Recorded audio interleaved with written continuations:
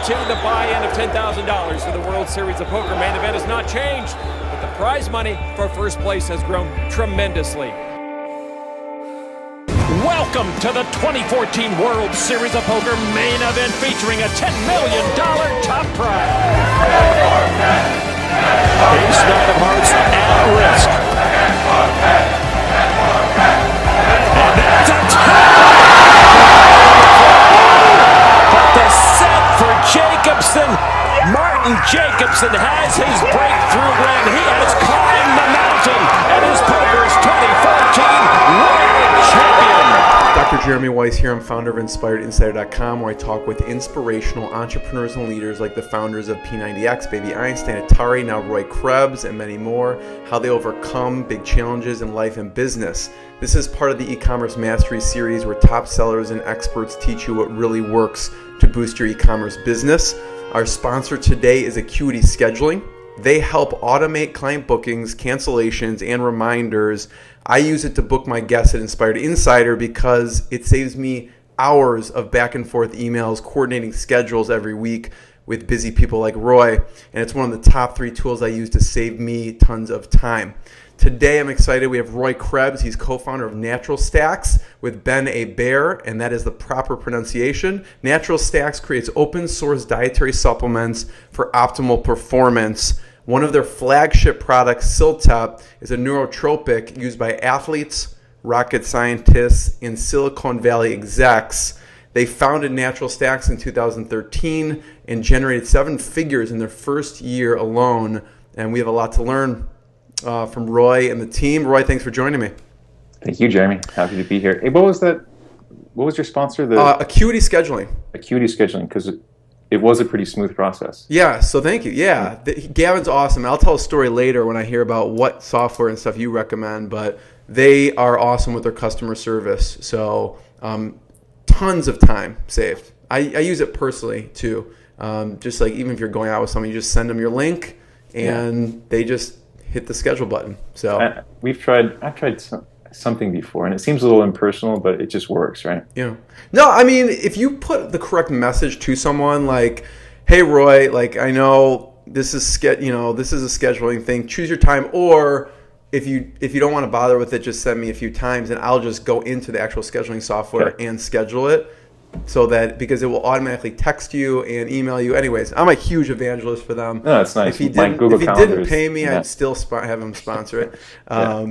So, Roy, there's a bunch of fun facts about you, which we'll talk about. You were a college football player. You were a sushi chef. But I want to talk about one thing first, which is one thing that can get someone more pumped up than taking Siltep. And the way I got pumped up for this interview is I watched the Martin Jacobson documentary, 10 for 10. Awesome. So it was amazing. So where were you when that was happening? And just paint the picture. What was going on for people? I was right there. Were you there? Oh, yeah. Oh, wow. Yeah, Ben and myself and my wife, Elise, and we brought a few guys from the team. We were sitting just right there on the stage. So tell people what it is. They don't even know what I'm talking about. Yeah. So Martin Jacobson is a Swede, and he won the World Series of Poker last year. And just about 2 weeks before the tournament, he sent us an email saying, hey, I'm a huge fan of Siltep. I've been taking it for a while. I really think it helps my game. Would you want to sponsor me? This is 2 weeks before. This is 2 weeks before the World Series of Poker. 2 weeks before the World Series in Vegas, the final table, which is the final 9, and they do a few month process to get to that point. And Ben and I at the time were in San Francisco on a meeting, and we were in a co-working shop, just grinding on the daily stuff. And Ben's like, "Oh shit, I haven't checked this. I haven't checked these in a while because we have this link on our site. Become a NaturalStacks champion, or do you want to be sponsored, or something like that." And he hadn't checked it in a while. Good thing he checked it. And typically it's not very exciting, the people that apply for that. It's like Matt Monroe about photography. No, yeah, basically, they just want free product, But Ben's like, "Wow, this guy's real. I just looked him up. He's already won millions of dollars in tournaments." And we, it was a crazy day. We were that when we were in San Francisco, CNN was interviewing Abelard Lindsay, who was a guy on our team. So we were helping. Yeah. Why? Why was CNN? Because they were doing like a biohacking part. They interviewed Tim Ferriss and Dave Asprey and a few different people. Yeah. So we were all pumped on that. We're helping them get ready for that. And in a Starbucks, we just said, all right, let's call this Martin guy and try to make a deal. And we basically just had this quick negotiation, went back and forth, and made the deal within about 20 minutes to sponsor this guy. And that's very quick. And we went back and forth a little bit, but then, he seemed like a very fair guy. We're fair people. We just wanted what was best for the brand, and this was a great opportunity. Yeah. And so we wanted to capitalize it. And so we said, okay, so if we're going to, invest in this sponsorship and be on TV, it's going to be on ESPN and everything, how do we take advantage of this? So it was Ben's idea. Let's hire a documentary team. Let's hire a video crew. So it turned out amazing, by the way. Thank you. We'd worked with this video crew before, doing a couple of videos in Seattle, doing some float tank videos, actually. And so we had a relationship with them. They were on board right away. And so we flew them out basically the day that Martin flew into Vegas, like 3 or 4 days before the tournament. And they followed him through all of his preparation to the gym. Yeah. And you could see some of that on the documentary, yeah. Yeah, and Martin was... Is that on your site anywhere? Because I found it on YouTube, and then randomly, I don't know if I saw it from your site. There's a Yahoo Finance article on it. Blog, which we have a separate domain for. Okay, yeah, I saw that, yeah. Performance.com. Yeah. But anyways, he ended up winning the tournament. It's unbelievable. The first day, he went down, and he was in the finals, the bottom spot, and had to go all in probably like 10 different times to work his way up. And you can really see that the fatigue was battling his opponents, and he was just chugging through. And we actually saw him take supplements at the table, and then we were all pumped because we knew he was taking our stuff. Right, yeah. But yeah, we watched the whole thing. The first day, it was like 12 hours or something. And you went from the beginning then? Yeah. Oh, okay. Right. And then the last day, we were sitting there behind the stage, and he was just on fire. And it was really amazing that he ended up crawled back and won the whole thing. So we couldn't have asked for anything better. It was a storybook ending, and you documented that from the beginning before he got to the final table, right? Right. We were kind of prepared that he was probably going to go out, the first day, but we wanted to be able to show that and at least have the story. Right. And it turned out just to be an amazing story. Unreal. And we had never done any sort of content like that. We never produced a documentary or done any sort of projects of that caliber. So it was completely new to us. It was fairly expensive to put all together. Yeah. But I think for the brand, it really made sense. It's hard to quantify returns on that sort of thing. He's wearing... So what do you negotiate that he has to do ahead of time? I know you probably can't talk about the monetary stuff, but like, do you say, okay, we want you wearing the T-shirt? We want you... what kind of things did you want to make sure was represented from your brand? Really, the only thing was wearing the patch. Mm-hmm. And I actually have it right in front of me here. That's what he wore on his T-shirt? Powered by Siltep. And so first we negotiated, okay, he's going to wear a patch. And then, okay, what's the placement of the patch? Yeah. Because right now you're wearing NaturalStacks, and I can't even see it on the video because... Right. Yeah, so it's like on his shoulder, so you can see it. So we wanted it on his chest. Yeah. And we wanted to be the sole sponsor. So we didn't want to have, we looked at a bunch of videos, and some of these poker players have... Everywhere. It's everywhere, yeah. That's going to do much for us. So we want to be the sole sponsor. Right. He wasn't working with anyone else. I think he was fishing a couple other ideas. And he wanted to wear a charity that he's involved with. And we said, okay, that's fine. We're not going to stop that. You're like, I don't want to be a jerk. but please put it on your shoulder, not on your main chest placement. Right. So that's what he did. And when Ben got these made, he said, shit, I think these are a little too big. It's pretty aggressive. And I said, no, that's perfect. And he ended up wearing it, right here on his chest. Yes. You can see it's pretty big. Yeah. And there was just a couple great camera angles that ESPN did, kind of focusing on his face, but you can also see the silt. Oh, it was amazing. Yeah. It was cool. And we saw traffic spike for maybe 2 or 3 days after it was on ESPN. Really?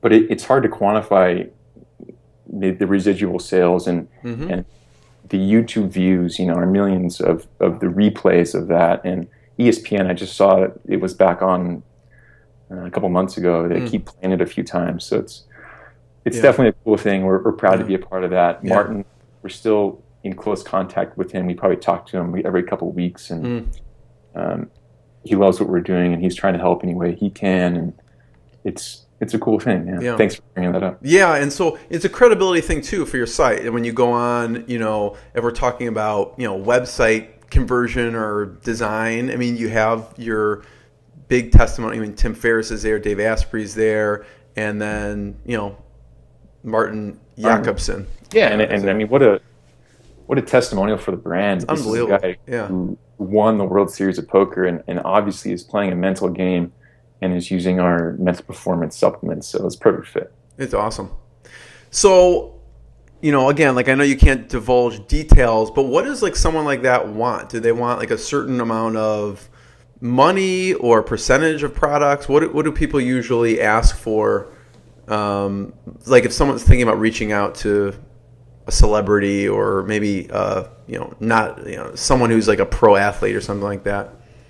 Yeah, it's something that we've played around with quite a bit, and I think we've gotten good at being creative, on making the deal happen. There's not just one way to do it.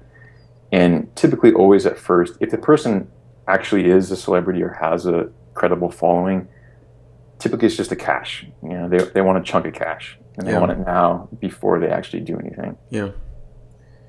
And for us, especially at that point in the company, we were only maybe a year old.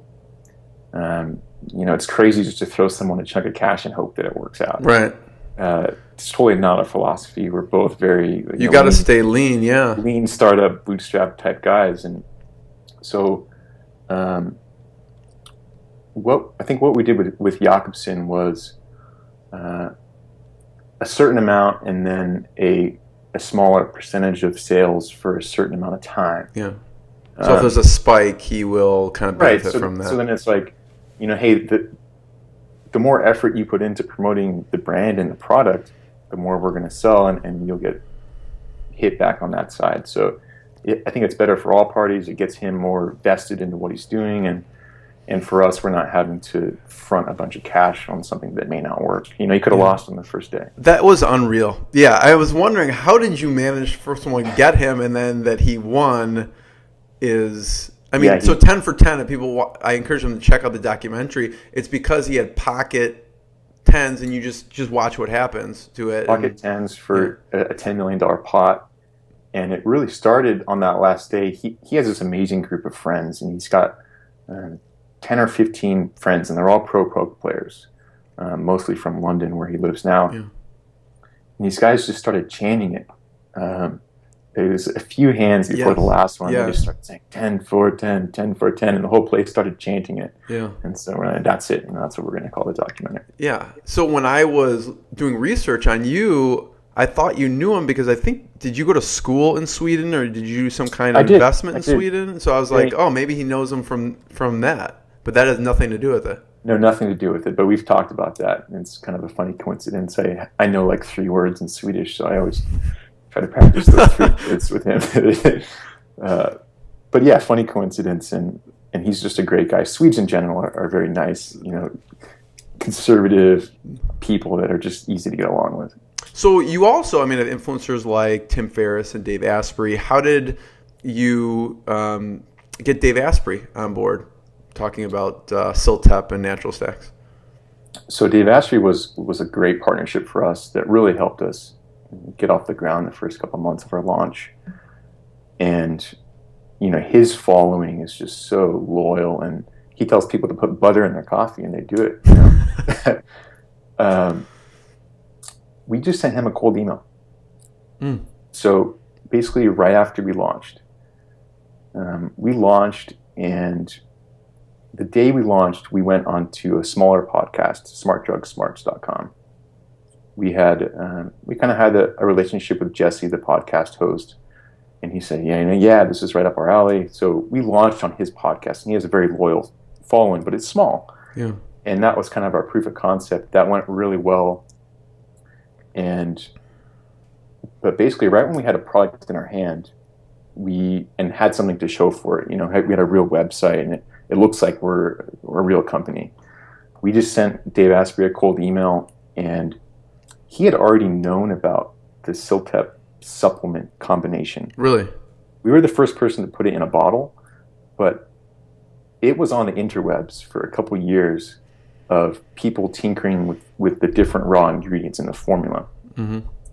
And it was first posted in this forum called Longevity, which is really this group of people trying to live forever. Yeah. And they're very serious about it. Yeah. And I've done several, 10 interviews on some of the longevity experts and some of the groups that follow them and they're involved in. So, yeah. So if you look past in some of the old forums on longevity, Dave's active in there, or he was. Mm. And that's where he found Siltep, and I assume that he had experimented with it before we released the product. Like that is Siltep. So where did you come up with the name Siltep? Was that used before for another combination of something? It's an interesting. It stands for something, but we don't really advertise that. It stands for chemically induced long-term potentiation. And the E is added to make it sound better. I got it. So people use that as an acronym, like a generic term, where you're using it as a branded name of the supplement. Right. So I guess I need to take a couple steps back to timeline this whole thing on Siltep. I like going in random directions. So go ahead. Yeah, you can take it wherever you want. So Abelard Lindsay is one of these. He's a computer science programmer, a very senior guy in Silicon Valley for some of the top companies there, and is a biohacker at heart. And he has this biohacking lab at his house with all these different lasers and machines, etc. For the last 10 years, he's gotten really serious into deep diving into medical studies and figuring out the mechanism of actions of different supplements and how to tinker with his own brain using supplements. Yeah. And he found a couple old medical studies that sound like they had been thrown away, mainly studying this pharmaceutical drug called Relipram. And it made these mice super smart and efficient. But they had this side effect where these mice were just throwing up like lions. That sounds horrible. So they threw away they stopped the development and they couldn't quite figure out how to get around that. Yeah. But the mechanism of action of what was going on there, Abelard Lindsay found really interesting. And he found that there's a couple natural dietary supplements that can produce the same effect. Mm-hmm. And he posted this concept, this idea for a formula on this forum probably 3 years ago now. And it kind of became viral. And over a couple of years, literally thousands of people posted on this forum thread. And people were tinkering with different ratios of the formula to, how do you make it last longer? How do you make it, maybe it's too strong, not strong enough, different situations, etc. And during that community development, which we say is, because really thousands of people tried it out for themselves in different combinations, and it was community developed. Yeah. Until it got pretty far along, it was like, wow, this formula, and there's a couple of supporting ingredients now, and it's looking like a complete formula. And Tim Ferriss actually picked it up, and he was involved in that forum thread as well. And he mentioned it in a video online, just one of his random video blogs that he does. Right. And I was listening to it, and he said, this guy online, Abelard Lindsay, came up with this formula that you combine artichoke extract and this Indian herb forskolin, and in his own words, he called it stronger than modafinil, which is kind of a well-known stimulant, smart drug. And Siltep's not a stimulant at all, but that's a testament to this stuff actually works. Right. And I saw that, and it just immediately piqued my interest, and I tried the different ingredients on my own, tinkered with my own ratio. Because you're into tinkering and biohacking. I'm into tinkering and that sort of thing, and I was looking to optimize my brain at that time. And so I tried it immediately, and I thought it worked. I assumed that Dave may have heard Tim talk about it, and Dave's involved in that forum as well. And I actually just Ben and I had decided that we were going to launch the company either way, leading with a CILTEP formula. Yeah. So what were you doing at the time? So you're doing a lot of research, and you hear him talking, but it's not a formal company yet. What were you doing at the time, you and Ben? So at the time I had another supplement company. Yeah. And I had hired Ben to help me out and get the company ready to sell. I was ready to get out and wanted to work on a new project. And at the same time, I was working from home, and I just didn't have the same motivation and drive to just get up early and just grind it out. And that's when I started looking at smart drugs, and specifically natural nootropics, because I wasn't really comfortable with the pharmaceuticals and the synthetics. Yeah. And so right when I saw that video, it just clicked, wow, this actually works. It's all natural. Nootropics, this whole concept of tinkering with your brain is really starting to take off. This movie Limitless just came out. Yeah, I saw that, yeah. And they're talking about it, and that became really popular. So I really, from the idea that we had it, we probably launched a few months later. Really? We took immediate action. It's not like you had you had run a supplement company before. Yes. Yeah. So it's not like you just kind of, you had experience in the space also. So I knew how to get a product made. Yeah. And that's really probably the biggest hurdle, and get it made in the right way and not get taken advantage of by manufacturers and that sort of thing. But it was completely, the concept was really big. There's a lot of people talking about these natural cognitive enhancers, but there is no really natural stack like CILTEP out there. Yeah. And it already had a following. Right. That's huge. Yeah. It already had a following, but there was no product out there. So I said, we got to create this product. And if we can get Abelard Lindsay on our team, then that's just going to make us legit. And all of his followers that he already has will jump on board. So we sent him a Twitter message and just said, hey man, this is amazing. We want to release your product. Can we talk? And I happened to be living in Silicon Valley at the time. I was in Los Gatos, and he was in the peninsula as well. And just a coincidence. And we ended up meeting for lunch just a couple of days later. How did that go? It went great. He really understood the vision that we wanted to do for the company. Yeah. And we wanted to lead with this formula, but we also wanted to release other formulas. And I think the way we were trying to go about it resonated with him. We weren't going to use any proprietary formulas. We wanted to be very transparent. We weren't hiding anything. And I guess he'd been approached a few other times by companies. Really?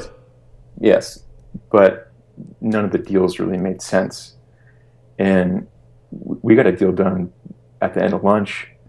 And like I said, we just attacked and really got the thing done pretty quick. And it's an interesting, Abelard Lindsay, who his real name is Justin Scher. That's his online name, yes. Wait, so what's his real name is not Abelard Lindsay? His real name is Justin Scher. Because, it's funny on the picture on the website for the team, it's like this old world picture of some like philosopher or something. I don't know who that is. So that's Abelard Lindsay. That's who he named his. Oh, I gotcha. It's a sci-fi character. It's his like online persona who lives for a few thousand years, and so it's a cool sci-fi character that he resonated with, and he took that name, and that's all his online stuff, all his brain hacking. He goes by Abelard. That's hilarious. Okay. In real life, he's Justin Scher. Yeah. But it was funny meeting with him because I was just kind of getting into this biohacking thing and tinkering, and he literally, it was like a burger place. I got him an upscale burger place. I don't know if that makes sense, but yeah, I know what you're talking about. Yeah, we have some of those in Chicago. Yeah. So he orders a burger with no bun, and like all the extras, and so I'm like, okay, I ordered the same thing, and he ate his burger in like 5 seconds. The entire thing. We had just started the conversation, and the food was gone, and I'm thinking like, oh man, like I'm still trying to talk and like slowly eating, and I'm not a fast eater to begin with. And I said something. I was just kind of like, wow, that's impressive. And to him, he'll eat whatever's convenient and doesn't spend time on his food. And he's kind of like a Soylent type guy. Yeah, yeah. But anyways, he's like, oh yeah, I take so many supplements that I just like shovel stuff down quickly and there's my fuel and now I'm done. You don't have to worry about it. And it was just starting to communicate with people like that and seeing kind of how hardcore they were into the biohacking and optimizing themselves really was inspiring, really, and made me want to learn more and figure out what is this guy actually doing and what is he researching on and how do we get involved. Now that you've been working with him for a while, what did he say it was of why he started working with you guys when he probably got approached many other times?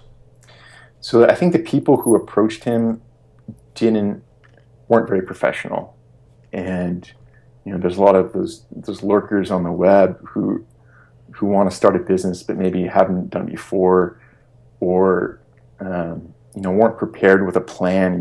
When I sat down with him, I said, "This is what we're going to do the first 3 months. This is how we're going to get it out there. We can get you on this podcast.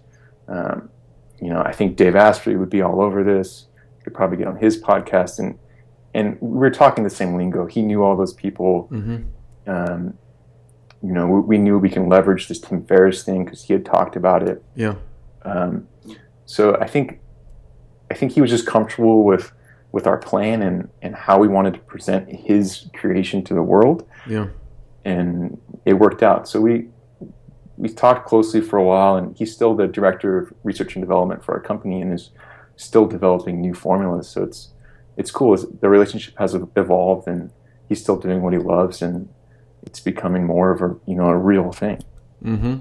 Yeah, so I want to talk about those first few months when you decided, okay, we're going to hit the gas on this. You met with him, but so Tim Ferriss, how did you? So you mentioned you sent a cold email to Dave Asprey, and that's how he got on board. What did you say in this email that got him interested enough to talk?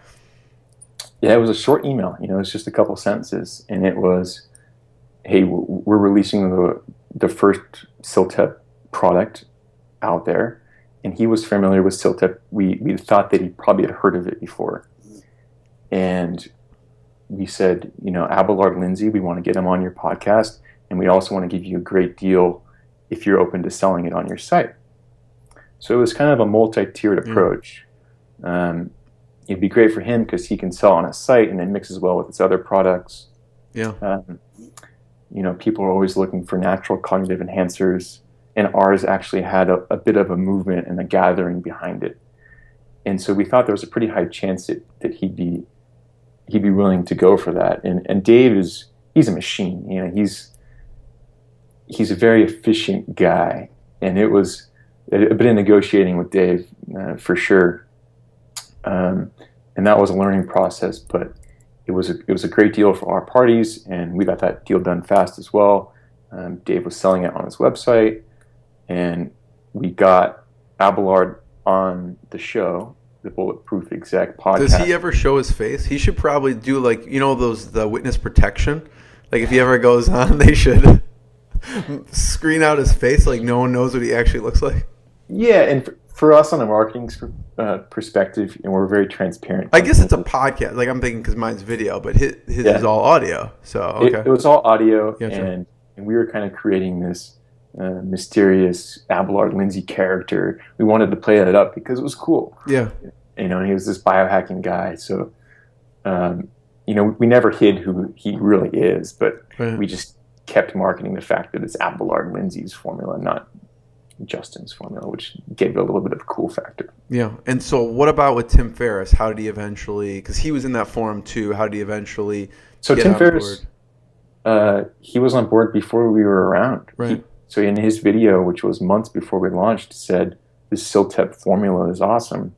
And he credited Abelard Lindsay. He was very respectful of this guy created it, and this is what it does, and this is how it works. And so we never formally worked a deal with Tim. We had a couple emails going back and forth, and he respected what we were doing, and we sent him a bunch of product. And I think we've been in touch a couple times. We were on his he's in a part of this box. Yeah, I know what you're talking about. Subscription boxes, Yeah. and we emailed him. We got in his box. He wanted to feature us, but there hasn't been any like formal. I support NaturalStacks type. Because there's a video online of him and Dave Asprey talking. Right. So I think that was when. That's the one a couple months before. When Tim was on Dave's podcast, and that was after we had launched. Oh, it is okay. After Dave was selling it, and we had been selling it for a few months, and Tim knew who we were. We had sent him product. Yeah. But he was just a fan of the product, and he was, I think, a fan of how it was developed. Yeah. I mean, one of the things, Roy, that sticks out with NaturalStacks is, open source, right? And that's also what attracted Abelard Lindsay as well. Yeah. And that also can breed competition. So tell me about the thought process behind being open source, and you could explain what that means. And sure. Yeah. So and that was our biggest thing as we started the company, and as we continue. I think the most people resonate with that, and that's what makes us different. Mm-hmm. So open source means we use no proprietary formulas, which, if you know anything about dietary supplements, it's crazy. Almost every single supplement you see out there will not disclose the amount of each ingredient in the formula. They'll use a proprietary formula, and they'll tell you they're doing that because, anyone can knock us off, and then we don't have a brand. So they'll have a proprietary formula, and they'll tell you the ingredients in that formula, right. But they won't tell you the amounts. Yeah. So for people who don't know, it's like there's 700 milligrams, and there's like just a list of ingredients, but you don't know the breakdown of the different ingredients of what goes into that amount. And that's a real problem for someone like me who's, I want to know, what is it in this supplement that's actually working? And I want to get more of that. Right. Maybe I don't need all this other stuff. Right. And you'll see these other, especially brain supplements, they'll have 10 or 15 different ingredients. Right. And really, maybe it's only the caffeine in there that's really doing anything, and the rest are just kind of pixie dust, what we call them, pixie dust ingredients. It looks good. They'll have a little bit of it in there that's not even close to the effective dose, but it's a hot term, and it's got some marketing behind it. Yeah. So that's been our stance from the get-go. Is we're going to tell you exactly the amount of each ingredient, but we're going to go beyond that. We're going to tell you the exact extract percentage. Yeah. So we're not using Artichoke Extract. We're telling you how is that standardized to how much. Yeah, like on one of them, it's like 5% total. On the Siltep one, the Artichoke Extract, you can see it's from this leaf. It's 5% total of this acid. Right, so that's the active compound. It's standardized down to that amount, and you can get different standardized percentages. And most companies will use an extract, but they won't tell you that because they're using the cheapest extract that doesn't have as much benefit. Right. And even minerals as well, like magnesium and calcium and these types of minerals. A lot of them won't list the actual elemental amount of magnesium, so it's magnesium by weight, but not the actual elemental amount that you need. So there's a lot of shady practices that go on in dietary supplements, and we just wanted to clear as much of that as we could, and just keep it to all of our formulas. I think we have a couple now that have 5, 6, or 7 ingredients, but all are just a few ingredients, sticking to what's supported by science. What are the previous studies showing that this ingredient, how much do you need, and when do you take it, etc. Just focusing on the mechanism of action. And then if there are a couple of ingredients that help make that process better, we can add them, but we're not going to add any fluffer ingredients because they might do this and they might do that unless we're completely sure. You want it backed by research. Or we've tested it enough, or it's completely backed by research. So that's been our stance since day one, and it's worked really well. Our customers, they want that, and I think they've been wanting that for a while, and really no one's done it. One of our best-selling products is called Smart Caffeine, and it's only 2 ingredients. We're not hiding the ratio. So what's in it?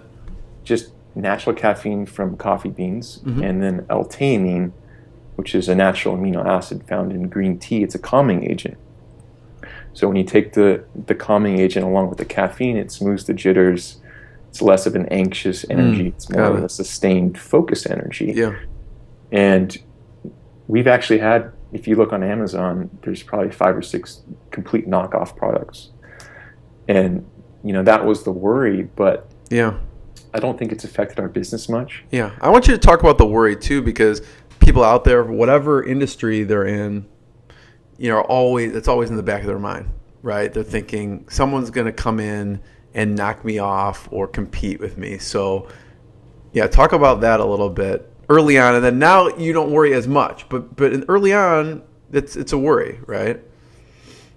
Right, and what we've learned is it shouldn't be a worry, because if you focus on the brand and the community and the trust with everything that you do, then kind of everything else is secondary, and people trust your brand name and who you are and what you're doing, and they'll pay for that, opposed to, okay, how do some other company, it may be the same formula, but maybe they're not displaying it in the same way, or they're not, they're still doing shady stuff with their diet, with their supplement facts panel. But really, it just comes down to branding and building the trust in NaturalStacks, not the products, but us behind the brand. We go out and we do these podcasts because we don't have anything to hide. This is us. This is what we're into. Every day we're trying to optimize ourselves, so we want to share that, and people resonate with that, and so people copying the product really isn't a concern at all anymore. We do have some knockoffs now on some of our products, but I don't think it will ever be an issue for us. So talk about the patent. That's right. new news. We actually just received a patent on Siltep, which is our flagship formula. That was a long and expensive process. Yeah. What made you decide to go on that journey? Well, you have 1 year from when you bring something to market to apply for a patent. And I think we brought that down to the last day or the last couple days. 364 days, we better apply. Well, we've been thinking about it for a while. Yeah. And then it got to the point where I think Siltep is a big thing. This can be a real game changer for millions of people, elderly that are losing their memory, young people who are. So for people who don't know what it is, talk about some of the benefits. I know, memory, mental performance, motivation. What in your mind does Siltep do for people? It's long-lasting focus and concentration, but it's non-stimulatory. Mm-hmm. So that in itself removes any sort of peaks. So there's not a high and then a come down. It works in the background, and you don't even really notice it unless you're doing something that's engaging. And you'll notice that you're that much more engaged. So it's not like some other supplements or pharmaceuticals like Adderall or something like that, where you're definitely on something and it kind of stifles your creativity and you lose kind of the right side of your brain. Yeah. Whereas ours does not, and you're able to stay in this zone really without even knowing it's there until after the fact. And then after the end of the day, you're like, wow, I got more done than I normally would, or I was way more focused on this project. Yeah. So I think that's the main thing, that it's there, and the way it works is substantial. It's a very noticeable effect, but you're not high and there's not a come down. Yeah. So I should take it before doing an interview, in other words. Yes. Yeah. I have a bottle at home, actually, of it. Really? Yeah, and I have not cracked it open yet. So first thing in the morning on an empty stomach. Yeah, so tell me your daily routine for a second. I'm going to get off topic of the patent, but you're taking me all over the place. Okay. No, I'll take you back, but yeah, we'll go back to the patent for a second, but yeah, you bring up what's your daily routine, because I want to hear how you use Siltep and other supplements. Sure. So I wake up without an alarm clock unless absolutely necessary. So do you end up waking up at the same time every day, or what time does that? No, it's typically around, I'd say, between 8 and 9:30. So people with kids probably hate you right now, but go on. And I haven't used an alarm clock for years now, and it's awesome. And I feel like when I wake up, it's when my body wants to wake up. So I do that. I try as hard as I can not to look straight at my emails. And I'll get up, I'll do some light stretching.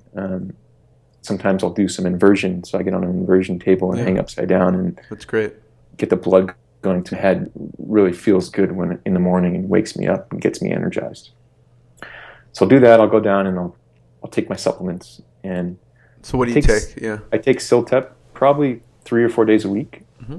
I don't take it every day, but on days that I know I want to be very productive and definitely want to get some stuff done, I'll take Siltep and I'll combine it with our other product, Dopamine Brain Food, which provides the raw precursors to dopamine and has a very synergistic effect with Siltep. Yeah. And I'll take a vitamin D3. I don't really take too many supplements in the morning, but I do that, and then I brew my coffee. I'll take my dogs out, let them run around outside for a bit, and that kind of lets me move and stretch and feel the fresh air. And then I'll do a bulletproof coffee in the morning, which is coffee with butter and MCT oil. Yeah. And that's my morning. I normally do that, but I take my time doing all that. You know, I don't like to be in a rush in the morning, so I kind of take as long as that takes. It's not that long, but I'm not actively trying to rush through it. Right. And when I get to that point where I'm comfortable and I'm ready to attack the day, I'll sit down and first I'll just kind of look through all the emails, see if there's any immediate issues, and then I'll grind for a few hours, and then I'll normally take kind of an extended break at lunch. What does grinding look like? Like, what's top of mind? What do you have to work on a daily basis? It changes every day. Yeah. And I've said this before to Ben Greenfield, I think it was, is that I always have a to-do list, mm-hmm. and I'll typically make the to-do list the day before, or maybe even at the beginning of the week. I'll have my main things I got to get done this week. Yeah. But I never put an order to the to-do list. So I'll sit down in the morning and I'll have maybe 5 or 6 things on the list, maybe more. But I'll do the things that feel right at the time, or if I'm in the mood to do it, I will. Right. I try not to put a priority list on the to-do list because they all need to get done. And usually none of them have to be done today or this hour. So I let kind of my brain chemistry tell me what mood I'm in and what works best. And then when I am in that mood to do something, I try to really take advantage and get that done. Mm-hmm. So that's worked really well for me. It's just having that kind of structure, but also fluidity where I can choose based on how I'm feeling. And now we have an office in Austin, Texas. Oh, really? Okay. And where are you now? I'm in Seattle. Seattle, okay. Just north of Seattle. Yeah. I work from home. But we have an office in Austin now, and we're building our team there for the most part. And so we have an office, and employees are there, 8 a.m. Working. So right when I wake up, it's a couple hours later there. So I normally hear, if there's any problems going on, or they filter through the main stuff first before I wake up, which is kind of nice. And so then a lot of it at this stage in our company is just managing employees and making sure that they're driven and efficient and on the same page as you are. Right. So I'd say that really takes up a lot of time, is trying to hand off what we've been doing to our employees, making sure there's not much of a gap there, and then getting them to think for themselves and start to problem solve without us being involved. Right. So yeah. So then do you keep late hours? Like, are you working in the evening a lot, or what? Yeah, I do. I'm not sure much of our staff does. I know Ben works sometimes at night as well. I find myself really focused and in a good state of mind to work late at night, maybe after 9-10 p.m. Yeah. After dinner, after being able to relax, and then I'm able to just work on, I think, longer term projects at night. So during the day, in the morning, it's more immediate daily stuff, and then evening, I work on more of the weekly, monthly, yearly projects. Yeah. So I want to talk about you were mentioning, some of the challenges and the hiring of the team, but I want to go back to the patent first. So this has been a long process. Yeah. Right? And you thought it was worth it, obviously, because you started to go through it. I think it's going to be worth it, yes. So going back, one of the main reasons that we wanted to get a patent is that we can really do some legit clinical research on the formula. we didn't want to invest in that without having some patent protection. Yeah. Because we are completely open source. Yeah. So what does that patent give you now that you have it? So we have a ratio of ingredients and a certain buffer beyond and below. Right. Someone's not like, well, I put 0.1 extra of this. Right. So we have the patented formula of ingredients, which is actually really hard to get on a dietary supplement. Yeah. And so the patent examiner, we went back and forth, and there was many different patent lawyers involved, and they're not cheap. It's an expensive process. Yeah. It's a very, very expensive process, and it's a long process, and it gets to the point where you submit, and that's the deadline, and everything you submitted is what you submit, and from there it's kind of just hoping that it gets granted. Right.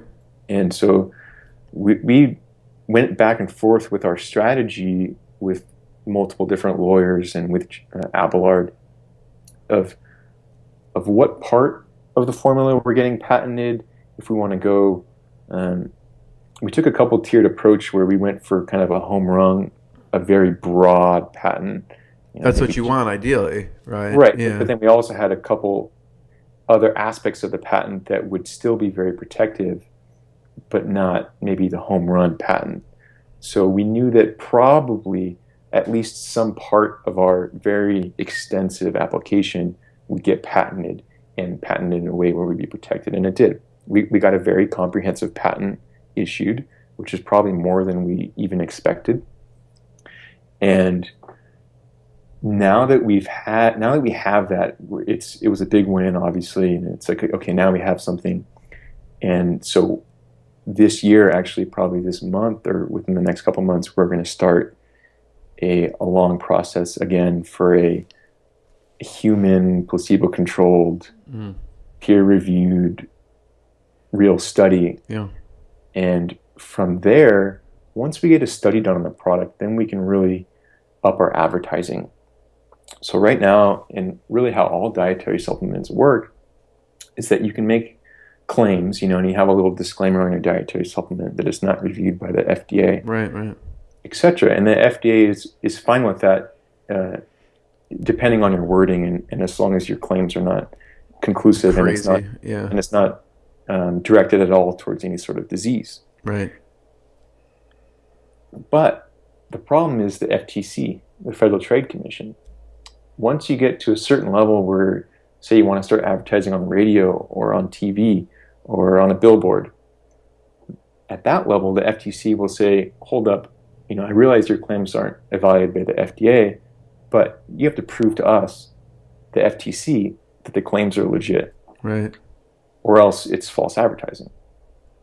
So really what the study enables us to do is grow the business on a higher level and be able to advertise in these outlets that we couldn't before. Or we could, but we'd probably get in trouble. Yeah, you just don't want to hit the gray area and get slapped. Right. So from the start, we wanted to do everything right and build. We have a big vision for this company. We're not trying to flip the company in a year or just, make it a cash flow lifestyle business. We're trying to really build a brand and build a long-term thing and really disrupt and make our place in the supplement industry. And having a flagship formula like Siltep, having it patented and being able to do legit studies like they would for a pharmaceutical drug, basically the same exact process. We're really trying to make that as solid as we can. And then with that, we can really take it to much bigger heights and scale it in that sort of way. Yeah, and Roy, that's, a long, expensive process too. Now you're talking about clinical studies, which probably take years? How long is it going to take to do this? If you hustle, you can get it done in about a year. Mm-hmm. Well, I'm assuming you guys will hustle. But so do you partner with certain labs that do these human clinical trial studies? Yeah, that again is a long process in finding who's your partner in the study, who's going to conduct the study, where's the study held, and what's the research. So what's your hypothesis and what's the study going to find out? Right. And so you can work with certain universities and institutions like that, and those institutions are funded by grants and are very public things. And if they're going to study your branded, patented dietary supplement, it's really a long stretch. It has to line up exactly with the research that they're already funding, doing. Yeah, that their funding came from. So that could work in a few scenarios for us, but it's a struggle because we want our study to be on healthy individuals. We want to show that our supplement helps. Right. Normal. Like how many people are healthy? No, I mean. Well, yeah, healthy. So don't have a disease. So right. I think we can probably do the university route, which I still think we will. Yeah. But they're likely going to be studying someone with Alzheimer's because they have this grant that's trying to help people with Alzheimer's. I see. And take that route. Yeah. So when you're trying to study healthy individuals, yeah, you kind of have to go a different route and use an organization that helps coordinate these studies. Mm-hmm. So there's a bunch of different companies like that, but there are some very legit organizations that do studies for pharmaceutical companies and for some dietary supplements that do the whole process just like a university would. And at the end of the process, you have a report, which you then take to a scientific meeting and you present your research in a way a pharmaceutical drug would. Right. And then you try to partner with a respected journal and format your study so it can be printed in a scientific journal. Peer-reviewed journal. So yeah. That's the end goal. Yeah. And we're in the beginning stages of that. It's tough. It's tough because not only the time and money, but also you're competing against, I mean, the pharmaceutical industry probably billions of dollars, maybe trillions of dollars on doing this to these type of, they have the funds to do these things. A typical pharmaceutical startup drug will typically have maybe $500 million right. as their pool. Imagine what you could do with that. To work with. Yeah. Right. Yeah. So it's wild. a little different for us. You know, we're very scrappy. Yeah. I mean, you're taking the long-term, long-haul approach. And the same thing goes with the team and hiring, right? Yeah. So talk about some of the challenges, because when you say office team in Austin, I know that was a really long thought out decision because you're working remotely, so you value that. So how did you come to the decision to actually have the office in Austin and hiring the team? We had a complete location independent team for a while. Yeah.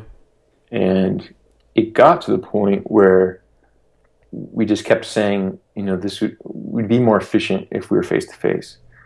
And if we can really make decisions that much faster, it's worth it.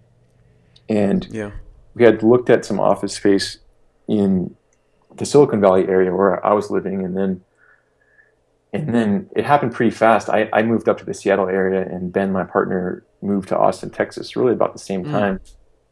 And our first employee was in Austin, and Ben and him were meeting maybe almost every day, just at a coffee shop, but nothing structured. And we needed help. We were hiring more people. Yeah. And so what position do you hire for first in your position? So it's you, Ben, and Abelard Lindsay at this point, right? And then you hire your Sure. first employee. So what do you want them doing?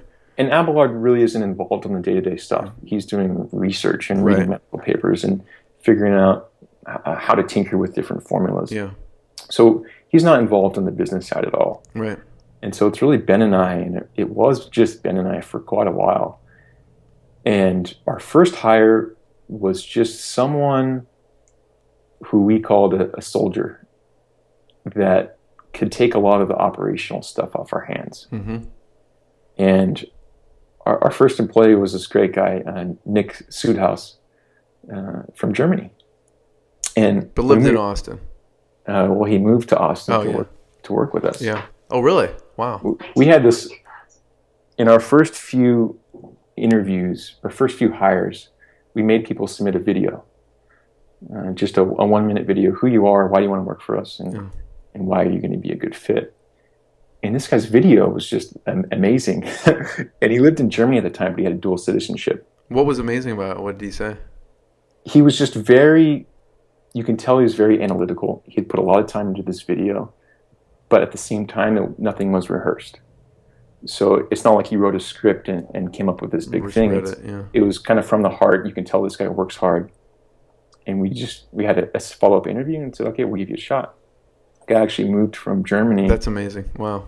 And was on our team for quite a while. I think we burned him out. He wasn't taking enough Siltef.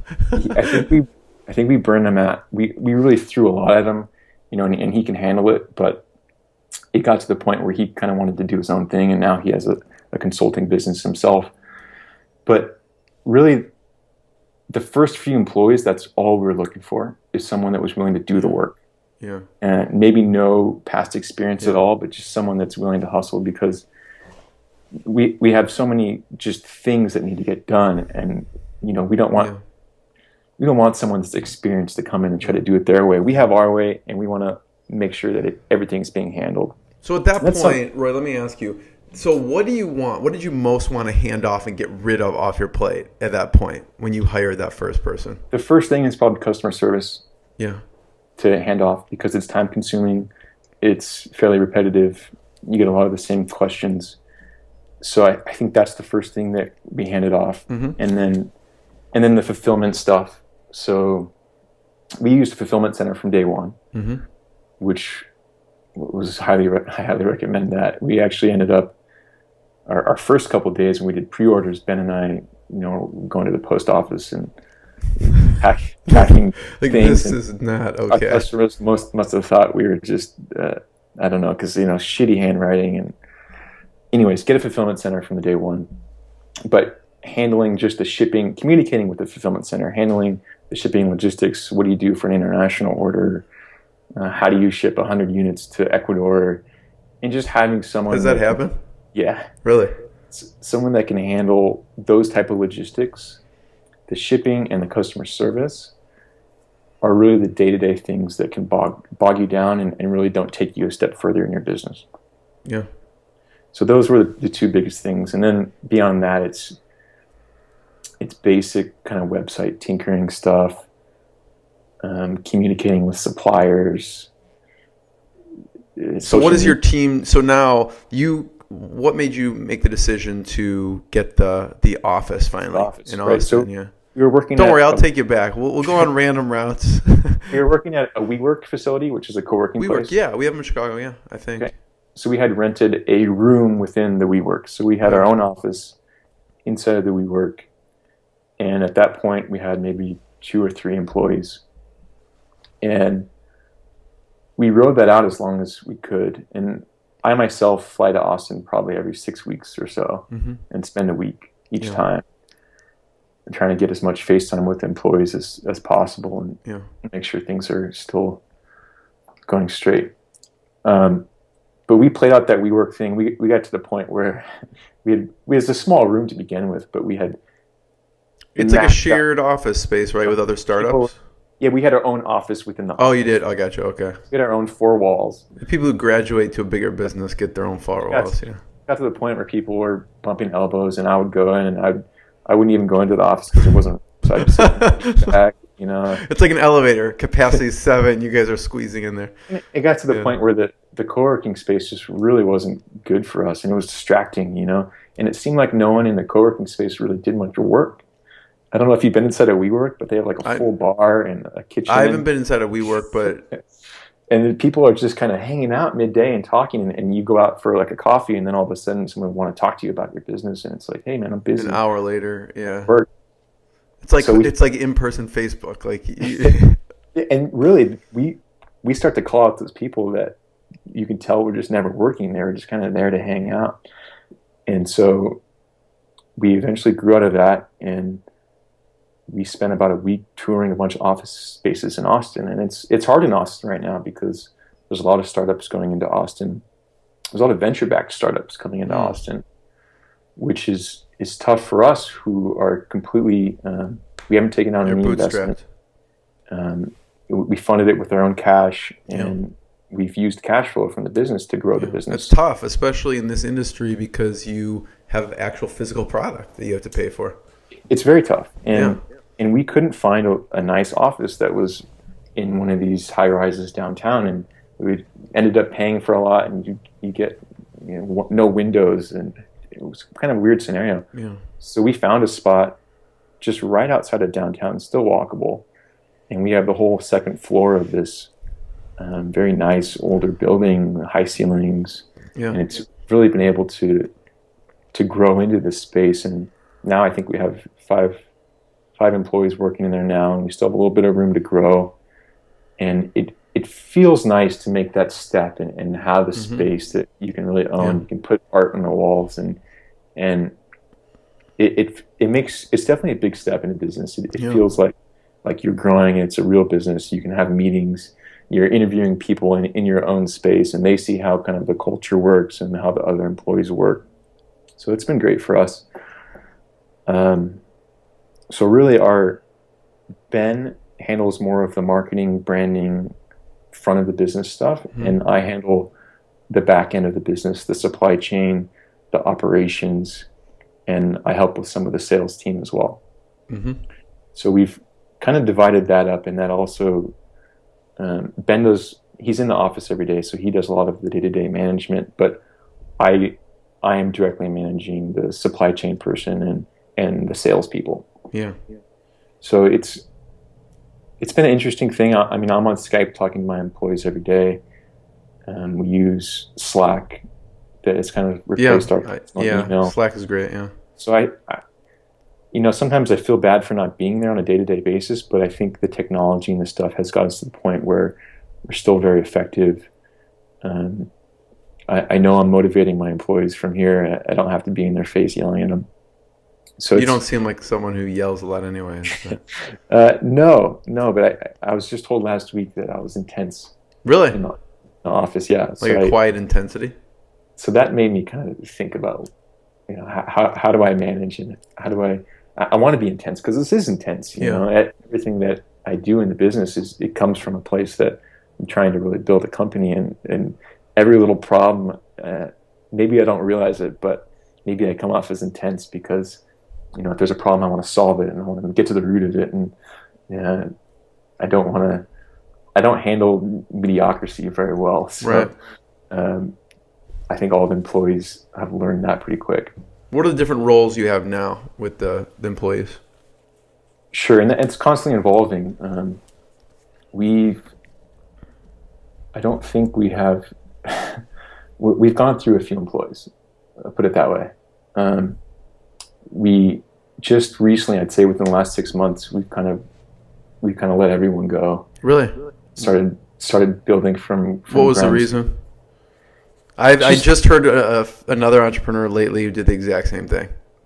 He just needed to clean house.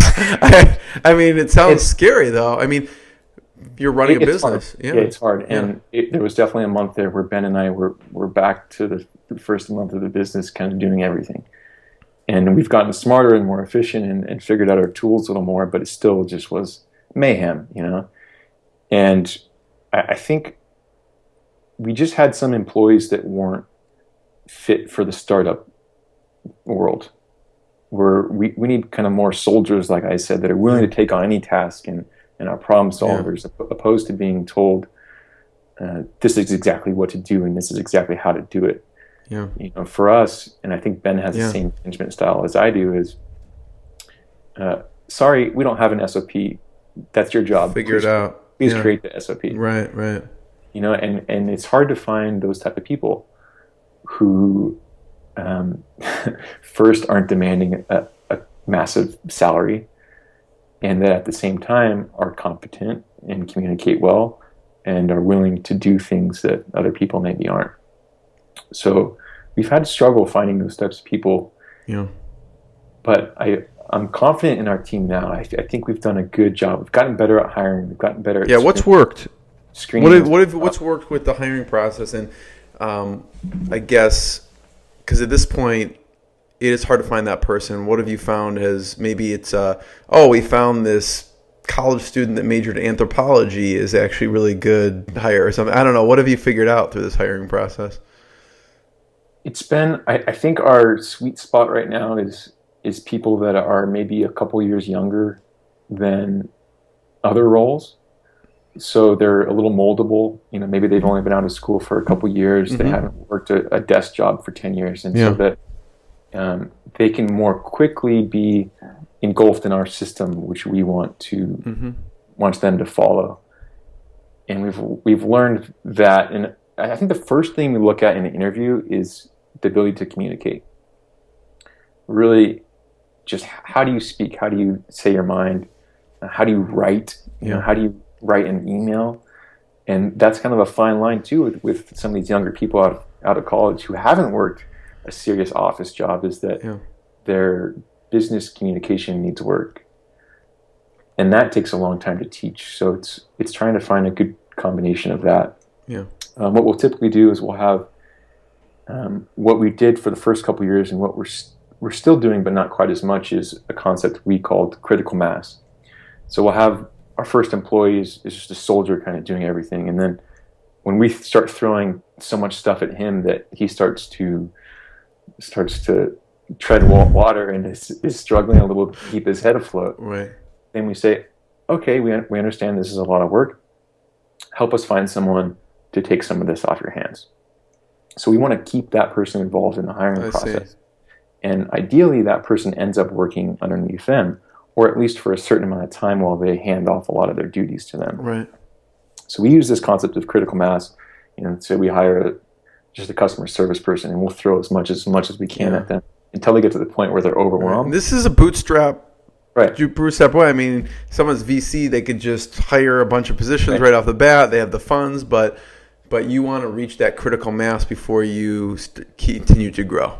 Right. So the employee starts to freak out. And from our standpoint, we say, that's great. That's great. Let's find someone else to help you out. Right. And so that person is vested in finding someone that they think is going to be able to do the job as good as they were doing it. Yeah. So we let them handle the first interview. We'll put up the job posting and we'll help advertise the opening, but then we'll let that person make the initial decision. Right. So they'll interview them, and then they'll send us a report saying, here's what I thought about the person. Yes, I think they'd be a good candidate. No, maybe we should try to find someone else. And then at that point, I will interview them, or Ben will, and then I will. And like I said, the first thing I'm looking for is ability to communicate. And second, really, is will they fit in with our team? Do they fit the culture? Will they be able to communicate not only with others, but with the team in an effective way? Right. So those are really the two big things. Yeah.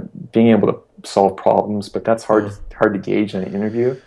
Something that I heard recently, and something that I want to start, is doing like a 1-day unpaid trial.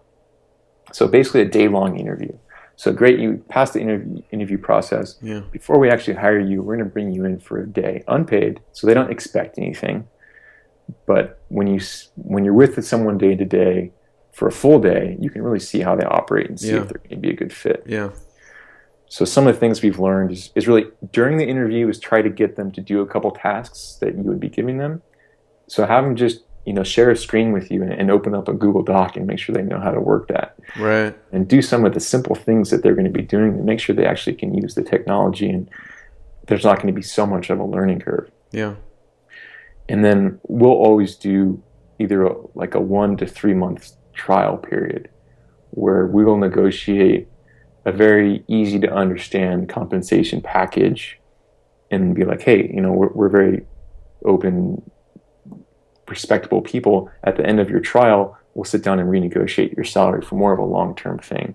Right. So we try to make it so it's not that much risk on us. We know how much we've got invested in this person. Yeah. You want them to be happy too. In the end, right. After 3 months, you're like, this is not for me. You don't want it dragging on for 6 months or a year. Right. So, people always say hire slow, fire fast. And we've gotten to the kind of the point where we're more hire fast, fire fast. So that's the title of your new book. So we'll give people a shot, and if we think they're good, we'll bring them in and try them out. And if they don't work out, they don't work out, and that's happened plenty of times. But at least we give them a shot. At least we know, and we're keeping it fresh, and we're trying to really find those stars. Right. And you can't do that if you're hiring really slow and taking your time. Yeah. So I think you kind of have to take that risk, but if it doesn't work, fire fast. We've had that problem as well, where we kind of kept people on for longer than perhaps should and slowed down the growth of our company. And so now we've gotten better at that side as well. Well, I notice you guys have a mentor advisor. What advice has he given you? You know, we haven't been in close contact recently. When we first started, it was quite a bit more help. Yeah. And we just kind of, like I said, jumped into this thing. And so he helped us, what's your value proposition?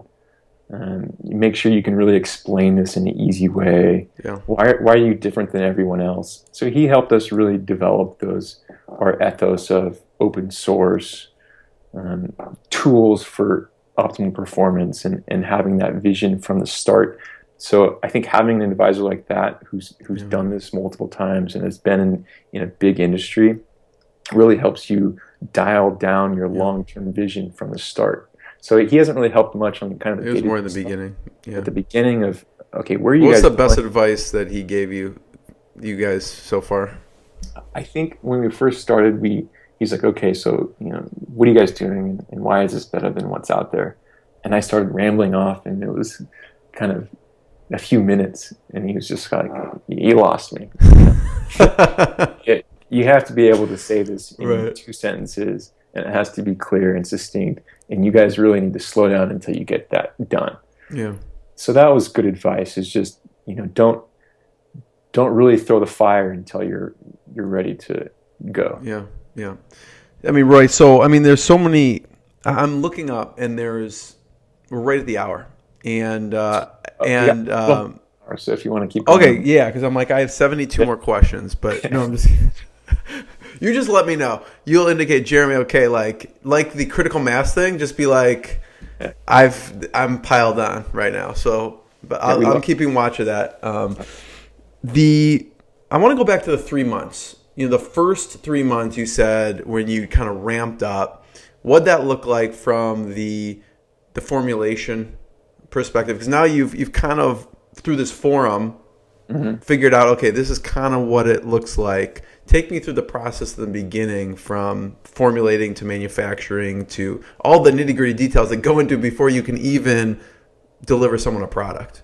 And that's your expertise, because I read, I know you know this well because I read you in the past, optimization of acquiring feedstock was one of your old positions. So I'm like, if he could optimize acquiring feedstock, he could probably do pretty much anything. So yeah, I was working for a biofuel company. Right. So feedstock for us was waste vegetable oil, or expired margarine, or grease. What did you do with that? What was done with that? Just using it with fuel? It was a multi-step process, but we turned that into the biofuel. Well, so turning waste into fuel, but that whole part of the incoming feedstock. So that was sourcing, where do you get this stuff, and how do you lower the cost at every transportation and collection and all that. So I got a lot of analytical practice there. So the first few months, I saw Tim Ferriss talk about Siltep. I tried it myself. I thought this was amazing. I got in touch with Abelard. He was on board, and we came up with an initial formula. And Abelard took that formula, and he wasn't quite happy with it yet. And there was a few people on their forum that were complaining about getting tired in the evening. You're like, no crap, you slept 3 hours. No, you worked 14 hours. Like, what are you complaining about? So we were trying to mitigate that a little bit, and I think what ended up happening is we increased the amount of the choline in there. So what's in it, just for people so they know? Yep, Artichoke Extract, which is a PDE4 inhibitor, and Coleus forskolii, which is an Indian herb. Forskolin is what it's called. Mm-hmm. And that's a C-amp increaser, and those two together have the synergistic effect of inducing LTP, which is long-term potentiation, which is the cellular mechanism for encoding memories in your brain. Mm. So it makes your neurons more efficient at communicating with each other and more quickly. Yeah. And then the rest are supporting ingredients, vitamin B6, which just helps with neurotransmitter metabolism. And this formula makes dopamine system work a little more efficiently. Mm-hmm. So we have L-phenylalanine in there, which is an amino acid, a precursor to dopamine. Uh-huh. And then acetyl L-carnitine, which is a precursor to choline, which helps reduce any fatigue from kind of revving up at a higher level throughout the day. So it kind of mitigate side effects of the other stuff. Right, to mitigate fatigue. Yeah. And that's it. So only 5 ingredients. So like I said, that first month we were still... I'm looking forward to these clinical studies, aren't you? Yeah. What shows? I think... So what would you want them studying? Like Alzheimer's? I mean, stuff for memory and other things like that? Yeah, so like I said, we want to study healthy individuals. Yeah. And we want to focus our claims. So, what are we selling here? We've been selling focus, motivation, and memory. And we're learning pretty quick that it's hard to define motivation. Motivated compared to what? Right. Motivated to do what? Right. So we're probably going to replace that word with another benefit. So perhaps concentration, focus, concentration, a little easier to define. And then memory is the big one as well. So when you're designing a study, you really have to think about, okay, those are what I'm trying to show. Now, how do I show that? Yeah. Or how do I set up a test to potentially show that? We don't know if it's... the test has to be right, the settings have to be right, everything has to be right. Yeah. Talking about memory, there's short-term memory, there's long-term memory. And when I was talking to the people who designed the study, I said, how do you guys define long-term memory? And they say everything after 24 hours. And I said, well, I want to show that people actually retain the information. So let's do tests 24 hours out, 1 week out, and a month out, maybe even 6 weeks out from when they initially learned that material, and see if we can throw that against the placebo and show some really long-term stuff. We can have some powerful results showing that, this helps you learn a language this much more than it otherwise would. And you got me on a different track. It's tough. No, I know. I'll take you back. I wanted to hear about that for a second because it gets me excited to hear about actual clinical studies for this stuff, because I think, the dietary supplement industry, it's hard. There's claims. It's hard to measure, but people just don't do the studies because it's probably a lot of, you compare to pharmaceuticals that $500 million in their budget to do it compared to these bootstrap companies. So anyways, go back to, so originally you're playing around with the formula. Okay. So you didn't quite like the formula early on. Yeah, Justin really wanted to make sure that it was ready to go to the mass market. So, he self-experimented and we went back and forth and finally figured out, okay, here's our final formula. Once that's set, then kind of that part is done. Yeah. Next, I'd say is branding. What kind of package are we going to put this in? What's our logo look like? Yeah. What are we going to call this? What's the name? I mean, did you have NaturalStacks company name yet, or not at this point? I think it all kind of happened around at the same time. NaturalStacks has turned out to be a great name for us. Yeah, it's great. So we developed the company name. We were on the fence about what to call the product. Settled on Siltep because people had already known it as Siltep, and we didn't want to lose those people or create some random name. Yeah. And then I wanted to do something, I looked at all the brain supplements on the market and I said, I want this to pop out. So we went with the blue bottle. I have that written on my notes. Why blue packaging right blue here? Bottle. Yeah. If you look at third-party websites that sell our stuff, it just stands out. It's like, what's this blue thing there? Yeah. And I was like, did they do it because of marketing? Did they do it because of oxidation of something? I didn't know what the reasoning was.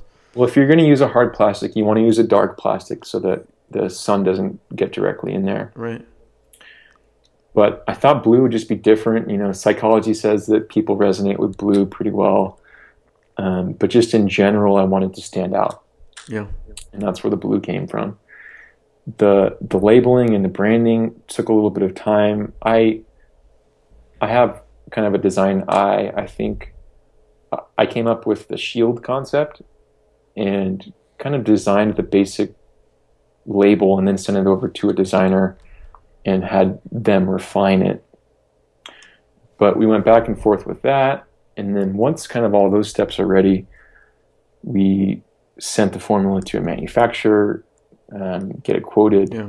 Figured I out mean, do you get like several quotes from manufacturers, or because you had already done business in the health supplement industry, you knew which ones? Because I would think starting out, it's tough to find, which one do you go with?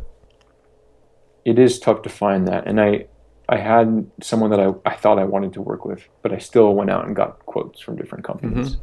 There's a lot of different dietary supplement companies out there, and you want to go with someone who's definitely, GMP certified, ideally is NSF certified, and just has a very pharmaceutical approach to how they develop the supplement, the testing at each phase of the sourcing the ingredients. Mm-hmm. Where do they source the ingredients from? When they test it, can you please show me your microbial tests? Can you please show me your COAs?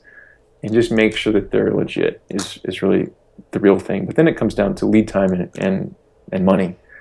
So right. That's the reality. Did you want terms. Did you want them close by, or is that not as important to you?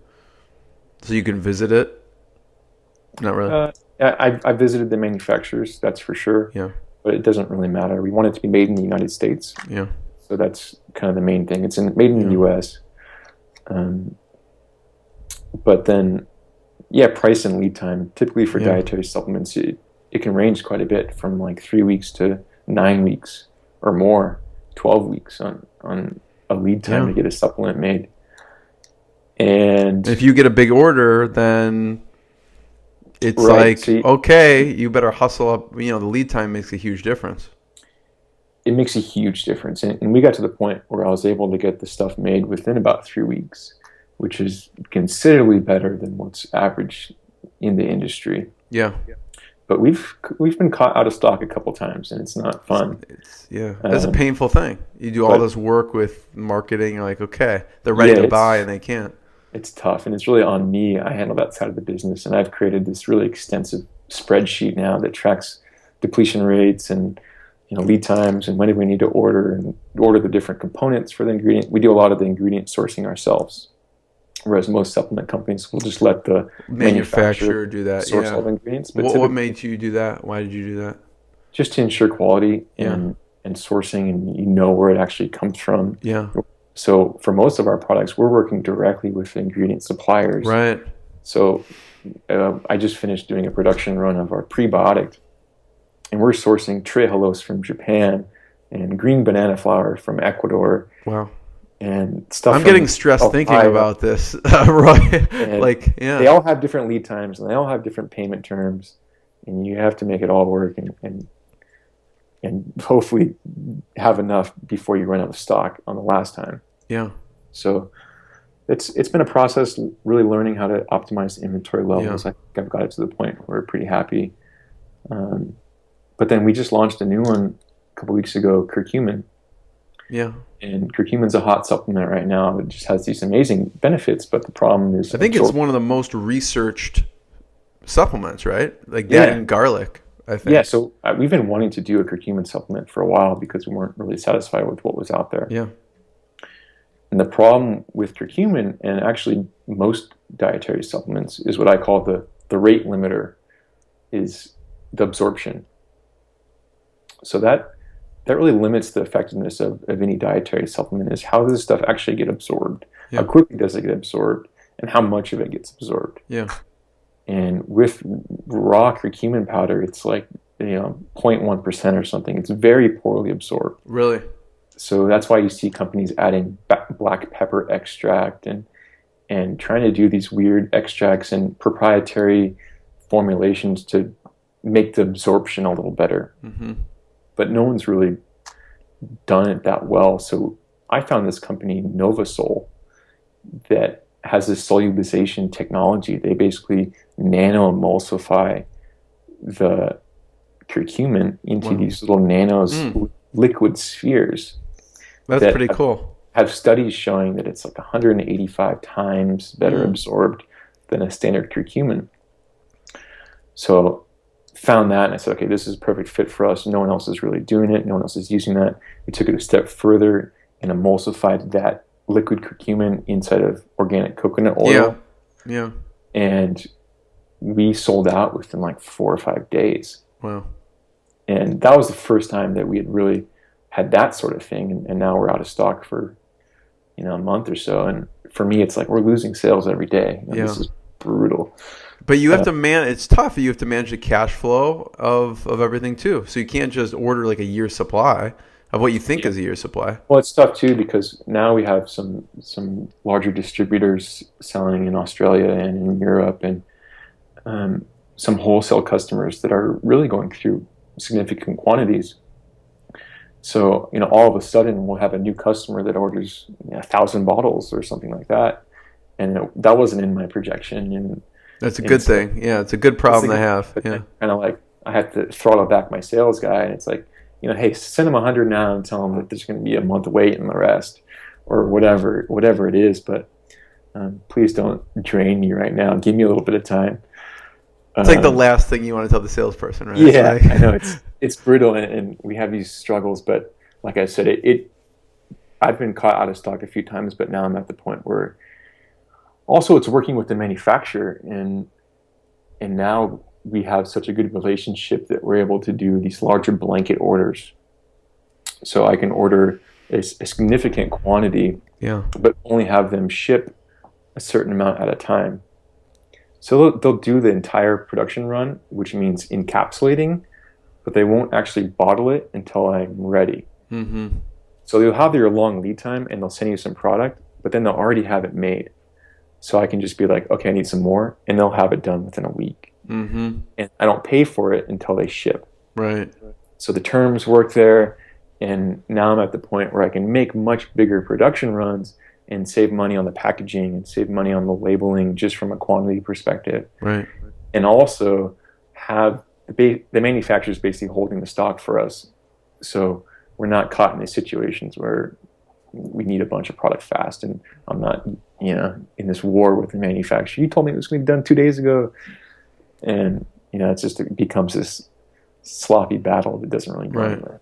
Right. So with Siltap, so you basically get all of them separately sourced. You get the manufacturer on board, and we still haven't sold any yet. So what's next?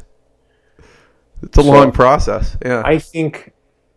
I do think we had the product in our hands before we started selling it. Yeah. Which is always a good idea. Make sure that it's real. It works. It looks good. The packaging is actually right. And I think what we first did was sent a bunch of free product out to people who we thought would be influencers. Mm-hmm. That's why I got a bottle. No, I'm just really? No, I'm just bloggers, athletes, whoever. Sent a bunch of free product out. We probably sent at least 10% of our first production run just free give out. And then we got onto that podcast, Smart Drug Smarts, and had like a launch deal. And we actually launched Siltap with our Smart Caffeine. We launched with 2 products. You did? Okay. And I think that was a psychological thing too, that, hey, we're not just a one-show pony. We've got other products on the line. They're coming, and we're going to be a real supplement brand. So I think launching with 2 products was a great move for us, and it also enabled us to make more creative deals where, as we're launching the company, buy Siltap and get some more caffeine free. We can play things like that where we can make a really aggressive deal to help get those first customers in the door, and not having to discount our flagship product. Yeah.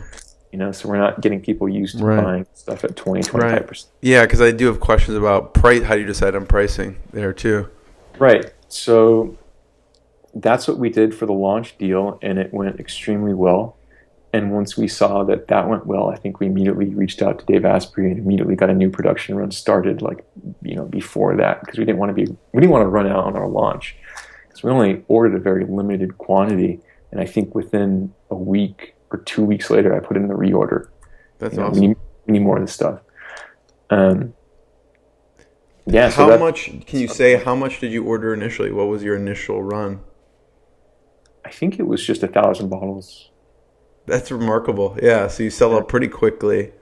And from a numbers standpoint, we did $100,000 in revenue in the first 3 months.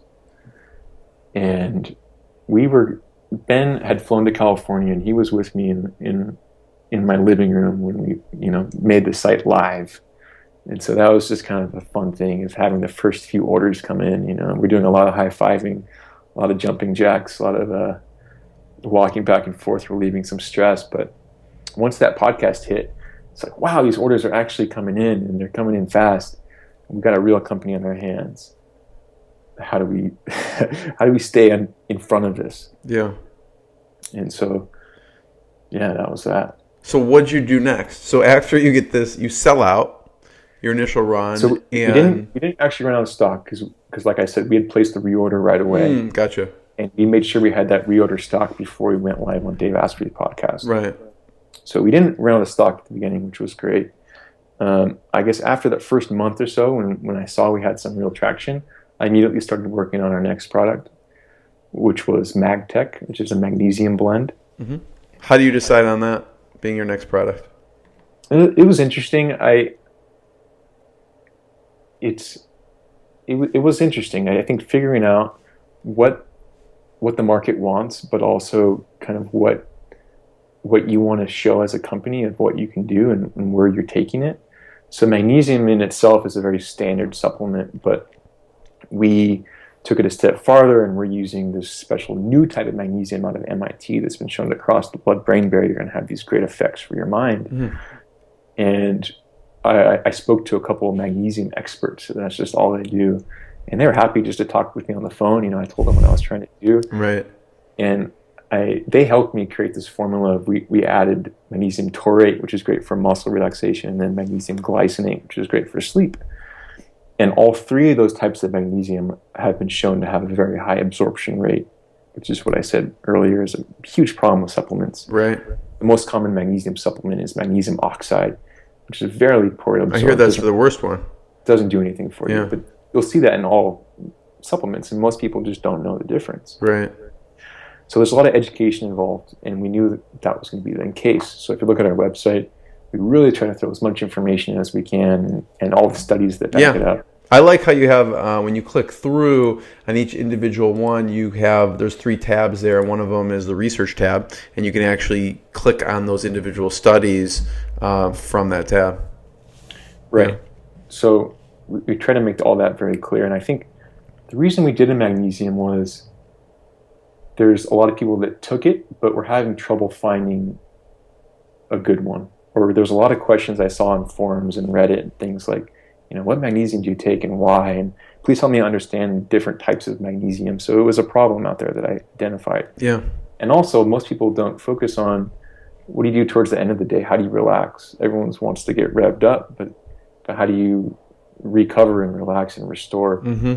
So I wanted to bring that element into the company, and we did. And it's still one of our top sellers, the magnesium product. And we just kind of released new products from there. Do you have a timeline you want to accomplish? Like, we want to, research and formulate a product every X number of months or something like that? We don't have anything specific like that. I think on average, we've been releasing a new product every quarter. Yeah. That's a lot of work.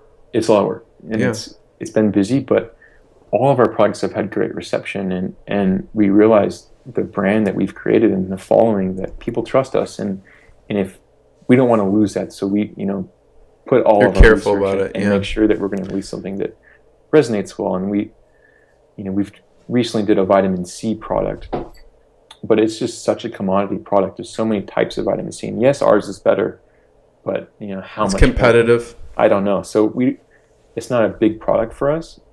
I don't think it ever will be, but it still sells a considerable number of units, and so it's okay, great. But now we're still thinking of, okay, we want to be more on the cutting edge, and instead of releasing a vitamin D and a C, what can we do that's still pushing the boundary to get people excited again? Right. Yeah, like Siltep pushes the boundaries. That gets people excited. The dopamine, I think you have a dopamine product. Right, so that's our newest thing now. It's the brain food line. So we're releasing products to target neurotransmitters, specific neurotransmitters. Now, no one really does this. Yeah. So in the supplement world, they'll have a product to boost your mood. But we're taking it a step further. What does mood mean? Do you want to boost your serotonin or do you want to boost your GABA? Right. They both play with your mood in different ways. Yeah. You do Justin's approach, which go back to the mechanism of what's actually creating this. Yeah. Right. So we don't want to create a mood product. We're going to create a serotonin product and a GABA product and an acetylcholine and a dopamine. Those are the four main neurotransmitters, Right. which really affect who you are and how you act and how you feel and how you work. Yeah. And so I love that approach. Yeah. It's a higher level approach, and most supplement companies, they want to really dumb it down, and here's a mood product. But I feel like our customer base is pretty smart. Sophisticated. We have really sophisticated, smart customers. And so we're letting them tinker with their own brains, and we recommend this book called The Edge Effect by Dr. Braverman, which helps you understand your personal neurotransmitter levels and how to optimize them. Everyone is dominant in a certain neurotransmitter, and everyone is deficient in a neurotransmitter, just your chemistry. Yeah. So once you understand that and what they are, you can tinker with your brain on a higher level. And these brain food products have done really well for us. We've released the dopamine and the serotonin. Next is coming GABA. And they're just the raw precursors. So we're not forcing your brain into a dopamine state like an Adderall would, where you kind of open the floodgates to dopamine. This is more the precursor. It's a precursor, so if your body's naturally going to produce it, it gives it that food to do that. If you're in a state where you want to be motivated, having some precursors of dopamine is going to really help you be motivated. If you want to relax, having some GABA will help you get there faster. Yeah. So it's a cool concept. Like I said, it's a little more sophisticated. It takes a little more education, but our customers like it because it is cutting edge. It is new, and it gives them the power to really tinker with the brain. And maybe someone reacts best when they have some dopamine brain food in the morning and serotonin in the evening, or the other way around. People are going to end up getting like an organic chemistry lesson by taking your supplements. They're really going to understand what's going on with their body, actually. Yeah, and it's cool. And we get a lot of customer service questions, of course, but it's where we want to be. It's the cutting edge of dietary supplements in general. Yeah.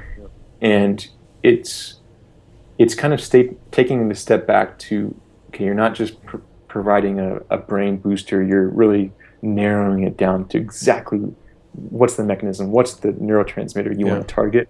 Okay, we can do that. Yeah.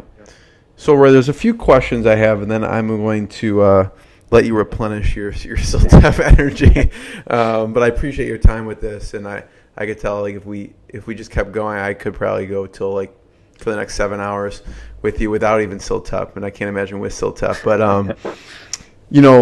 so the pipeline you just talked about, right? That's kind of what's coming. The brain food really narrowing, because I had a note just to see what's in the pipeline and what's the new products are.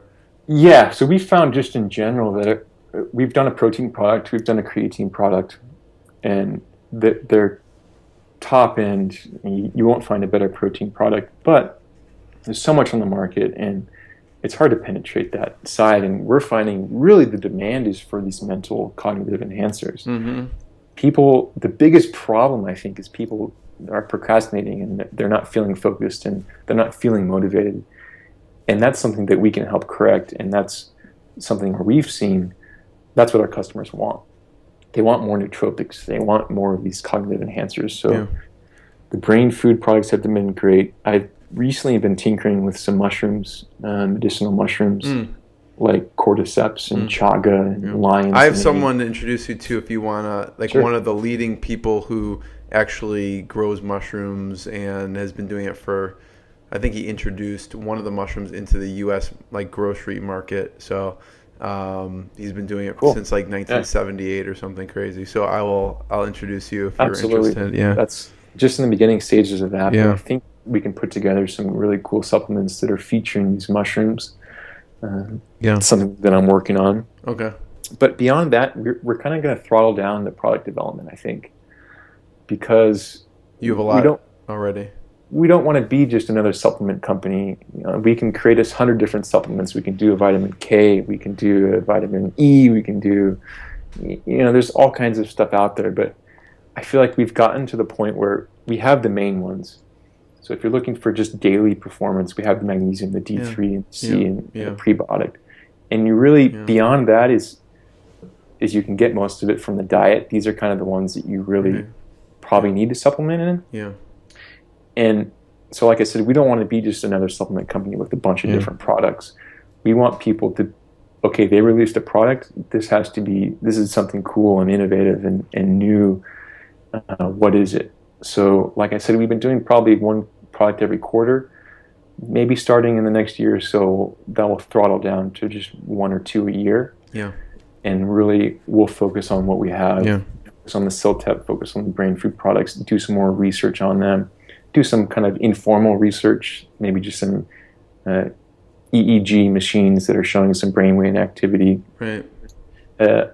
As much as we can do to really, because I think that the core products that we have now are really great, and we don't need to release any more. And at a certain point, I don't want to saturate the brand with just you want to focus on what the core message is. Yeah. I'm just looking to see if someone owns like brainfood.com or something. You mentioned that a few times. I'm just wondering, you guys should own like that space. It's like the new. Yeah, it was a concept that I had. That, you're feeding your brain. This is food for your brain, basically. Right. Yeah.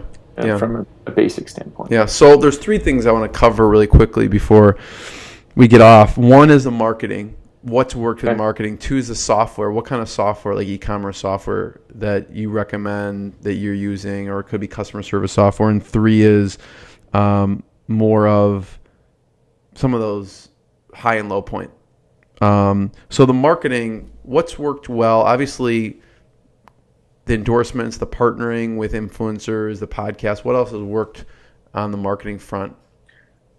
And I think those are the biggest things. Those are the biggest ones. It's getting connected with the influencers in the space. So in the biohacking world, it's Dave Asprey and Tim Ferriss, and we accomplished that. And now, I feel like we're ready to go beyond there. We're not just a biohacking supplement company. We really are an optimal performance company. And that can be sports, that can be business, that can be much more than just these hardcore people tinkering with their bodies. So I feel like we've grown outside of the biohacking sphere. So who's the next big influencer that we can latch onto or that we can connect with? I like The Rock or professional football player. Yeah, who's at the top of the list that you right? So we're that's something that we're thinking about. So who else besides The Rock? Who else would be like? This is who we want to get. Ideally, it's someone that has a mental performance aspect. So, like Bobby Fischer. I don't know. Yeah, Bobby Fischer would be great. We've had we're doing some partnerships now with esports. So some video game players. Oh, really? Okay. So that's kind of a cool avenue that we looked into. That's great. Yeah, because those people are fanatical about that stuff. Yeah. And they're so if anyone knows any esports people out there, contact Roy and let them know. Yeah, it's a very growing field too. They're going to be showing this stuff on ESPN here in the next couple of years. So I think that's the biggest thing in building trust is partnering with influencers in the space. We've tried a bunch of different stuff. Paid marketing. We do paid marketing. We do have a budget every month that it's profitable. You don't sound thrilled about it though. It's not very thrilling. Okay. For us, there's no real connection to that customer. So someone might Google something and they have intent. Maybe they're looking for a brain supplement, but it's hard for us to convey our brand in a little Google ad. What you mean. Or something like that. It's not very personable. And of course, we have funnels that we're taking cold traffic and we're going to take them here, and if they don't do that, we'll upsell them here or downsell them there or whatever. It's the whole internet funnel game, but for us, it's not personal. It's not a connection with that customer, and I think have better success just providing really high quality content. Yeah, we have a podcast now. We put a weekly podcast. We do a lot of blogging, guest blogging. That site's called optimalperformance.com. Optimalperformance.com, okay. And we're hitting that hard.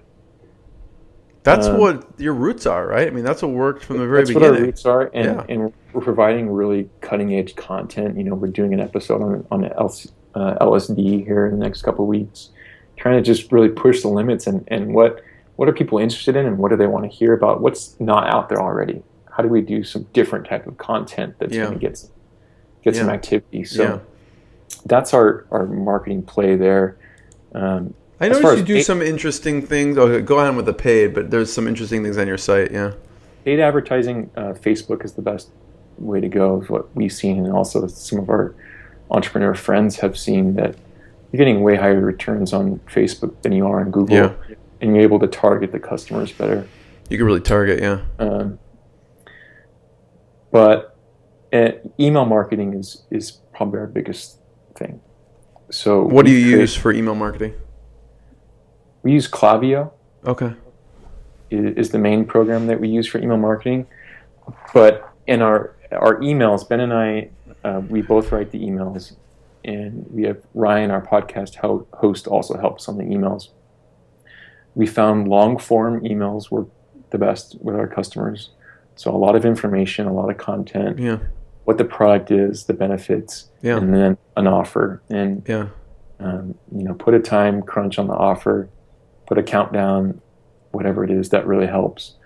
But email marketing, we feel like we've built this brand, and our past customers are so loyal that when we release a product, our product launch strategy is an email flow. Yeah.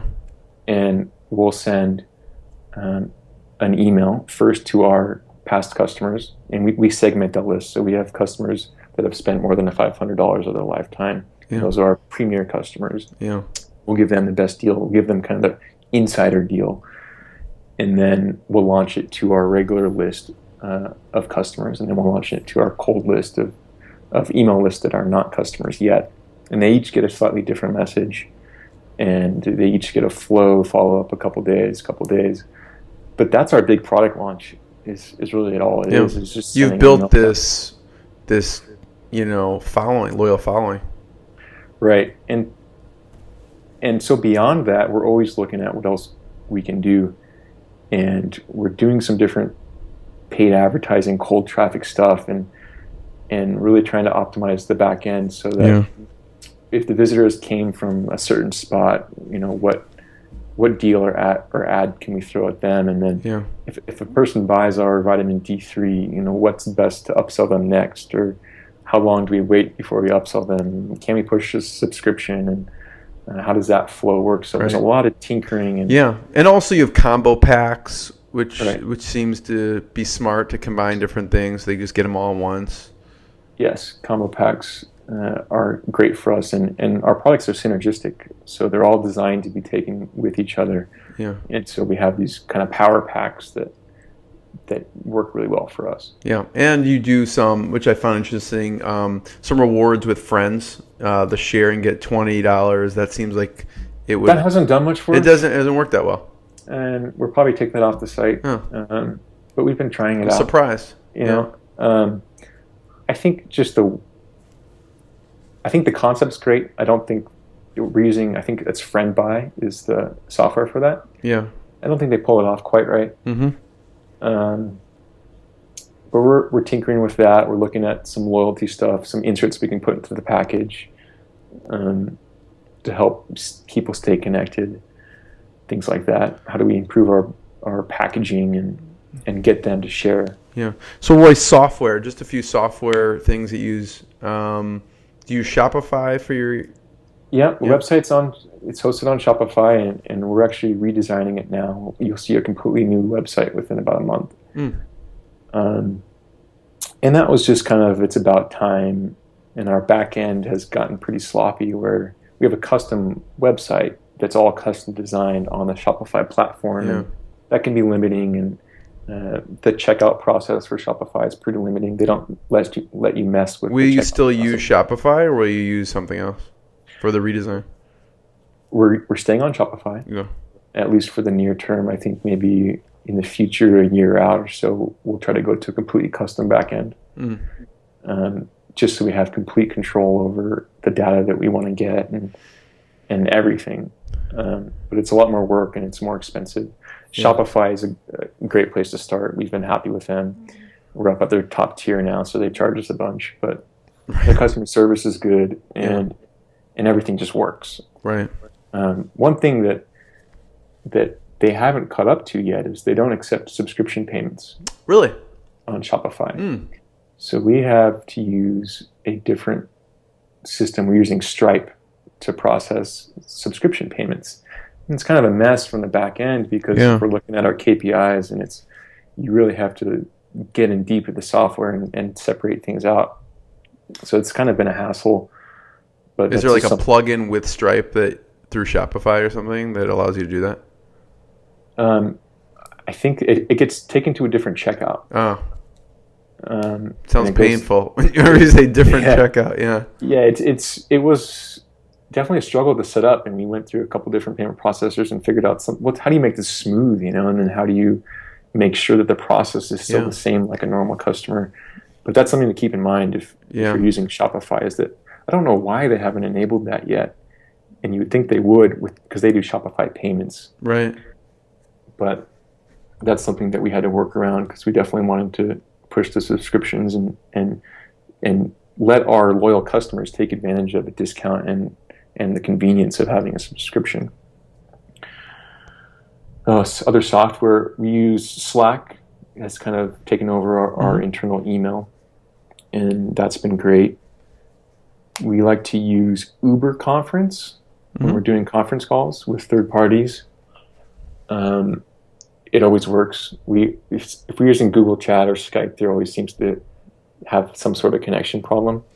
We found Uber Conference just works, so we use that quite a bit. We use Trello to... Love Trello, yeah. Yeah, Trello to organize some longer-term projects, and we use Trello to communicate with our designers, and so they can keep posting their revisions in there, and it's easy to see. We're kind of trying Asana back again. We had initially used Asana, and I just really didn't like it. Trello seems simpler to me. I thought so too. Yeah. And we've actually just started using Asana again, and they've upped their game quite a bit, so you might want to check them out. Okay. But I'm still more of a Trello guy. Yeah. Software, I mean, we have a few different plugins we use for our website that have been great. Refersion for affiliates. Olark for the messaging. Live chat. Which is great. Right now we're trying to quantify kind of the results that has, but customers definitely like it. We see that they're using it. Yeah. We just installed Ad Shoppers, which has a lot of functionality, and just starting to explore that. We're already seeing some great return on that. Yeah. So that's different entrance and exit modules and pop-ups and funnels. Yeah, I like that, actually, when I was on your site. There was like some stuff that popped up, Right, and so that all depends on nice. Design's nice. And they have it down to the point where if you move your mouse to a certain direction away from the buy box or whatever it is, then you'll get an offer or things like that. Yeah. So we're just starting to tinker with that. Yeah. Just, there's all kinds of things you can be doing with an online storefront. So much, There's, and we don't get really into the crazy split testing of is green a better color than orange or things like that. Right. I don't think it really matters that much, and there's so many other bigger problems to be figuring out. Then can I boost? Can I change this color to bright orange or whatever? So last question, and on the software side, a plug for the sponsor, Acuity Scheduling, I use to save tons of time. And one of the reasons I like any company, like your company or any company, is they really focus on customer service and they care. When I first decided should I go with them or not, it was on top of my choice, but I said, you're missing one feature. And I emailed them. I said, I want to go with you, but you're missing one feature. And the founder, Gavin, emailed me 3 hours later and said, the feature is not missing anymore.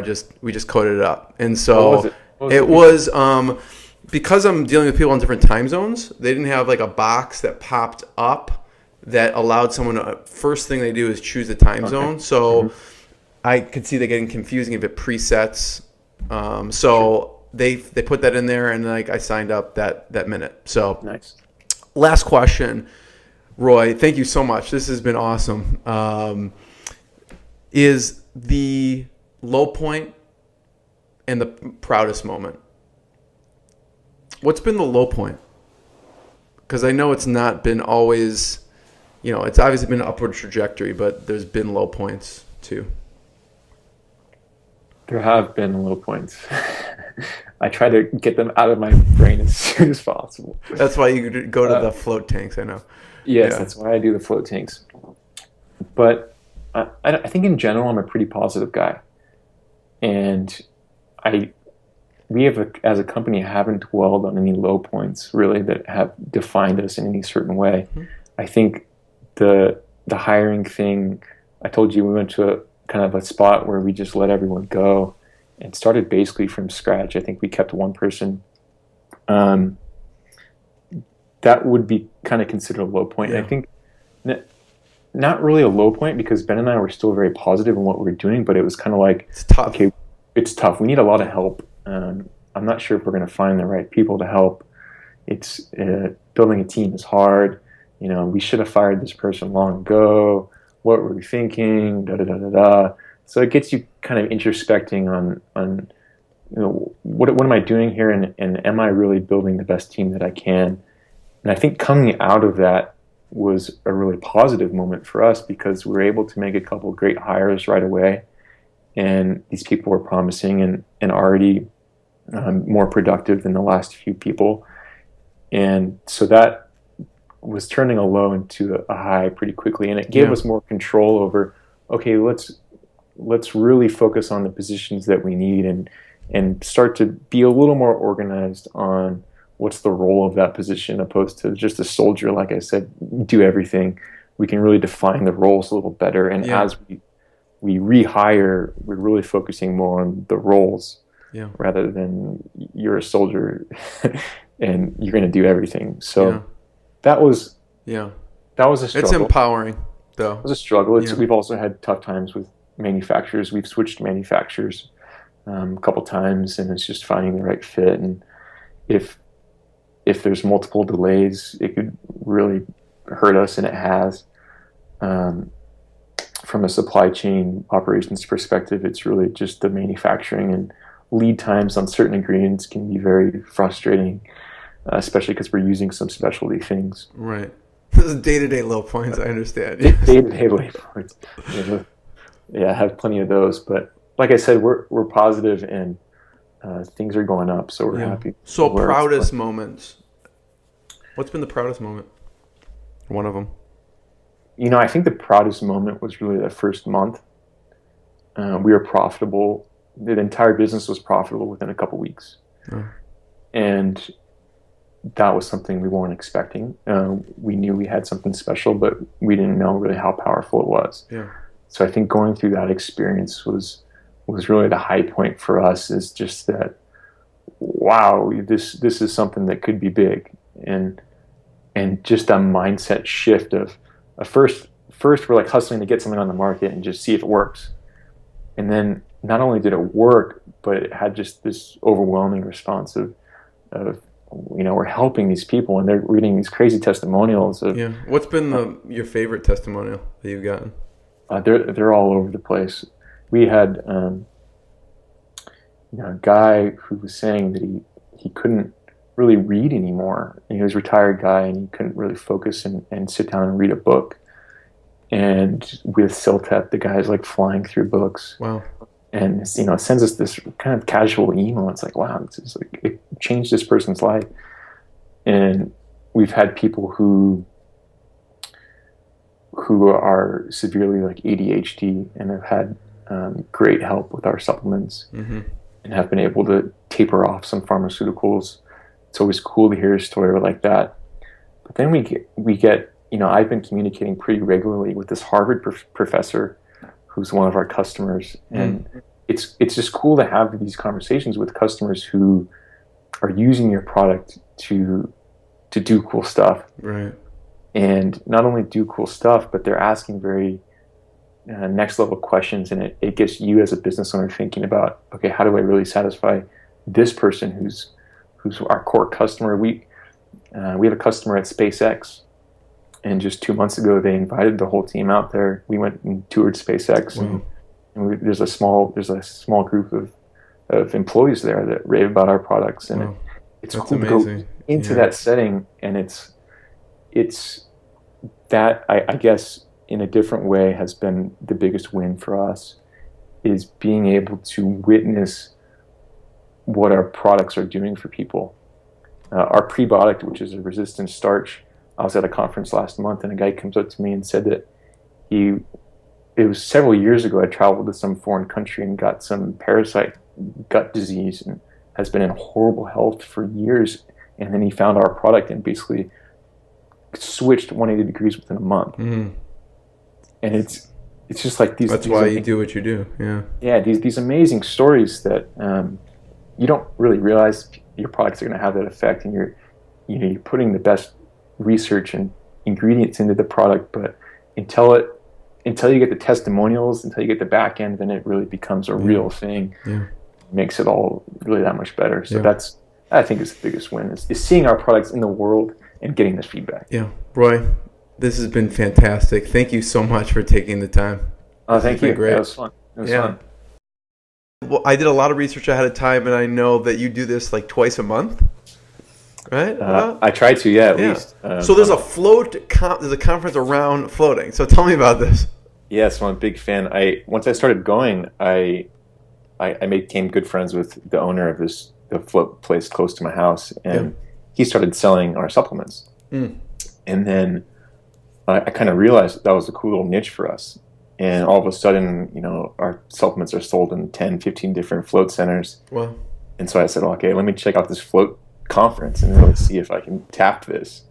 So what's it like when you go? And I just went by myself, and it was pretty interesting. There's some hardcore people in that space. And it's a growing industry, growing fast, which was cool to see people kind of slowing down and figuring out, okay, what's the regulations? How do I make this a legit business? And I was just sitting outside, and Matt came up to me. I don't know if I think someone else was like, hey, that's Roy, or from NaturalStacks. And he had been a customer for ever since we launched. Right. And he has a blog. Is he the guy that does Fit 50s? He's a photographer. Yeah, I know. Oh, okay. But he also has a blog. I don't know about that blog. Yeah. It's embarrassing if I could find it. But anyways, I was sitting down, he sat down next to me and was just like, hey man, I'm a huge fan of your product. Check this out. Thefit50s.com. Does he own this? Yeah, pretty sure that's his blog. Thefit50s.com. Yeah. So one of his first blog posts, if you look back on this blog, is about our product Siltep. What was he using it for? Memory. Concentration, just for working at home. And so I had actually seen this blog post before he came up to me, and I was like, oh, you're the guy from the Fit 50s. You're a great photographer. Because he had this close-up shot of the capsule, and I can tell he put some effort into this. Right. So we just talked for a while, and I said, hey, we need some help with our product photos. Yeah. Let's talk. So That's awesome. He's been doing all of our product photos ever since. What do you find the benefits of the deprivation? Floating. For me, it's like a reset. It's usually only an hour. If I can, I'll go for an hour and a half.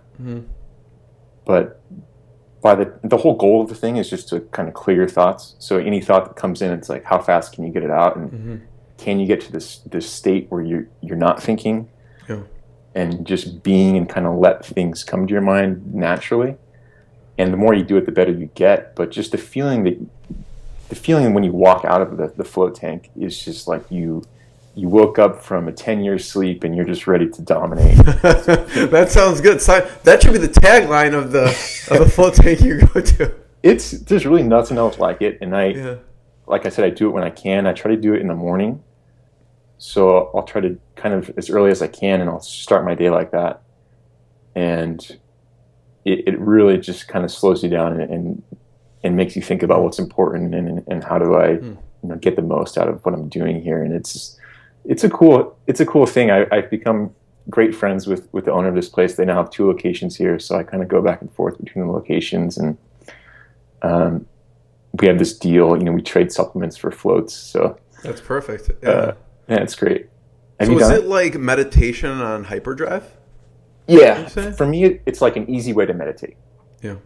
You know, meditation's pretty hard, and especially when you have all these senses, touch, sound, taste, etc. When you get in there, there's no senses. You know, it's completely dark. You can't hear anything. The water is supposed to be the same temperature as your skin, and it's so buoyant that you lose the touch of gravity. Yeah. And so when you have zero distractions, you know, there's nothing except for you and your brain, you and your heartbeat. So it's amazing. It's kind of a really raw feeling. Yeah.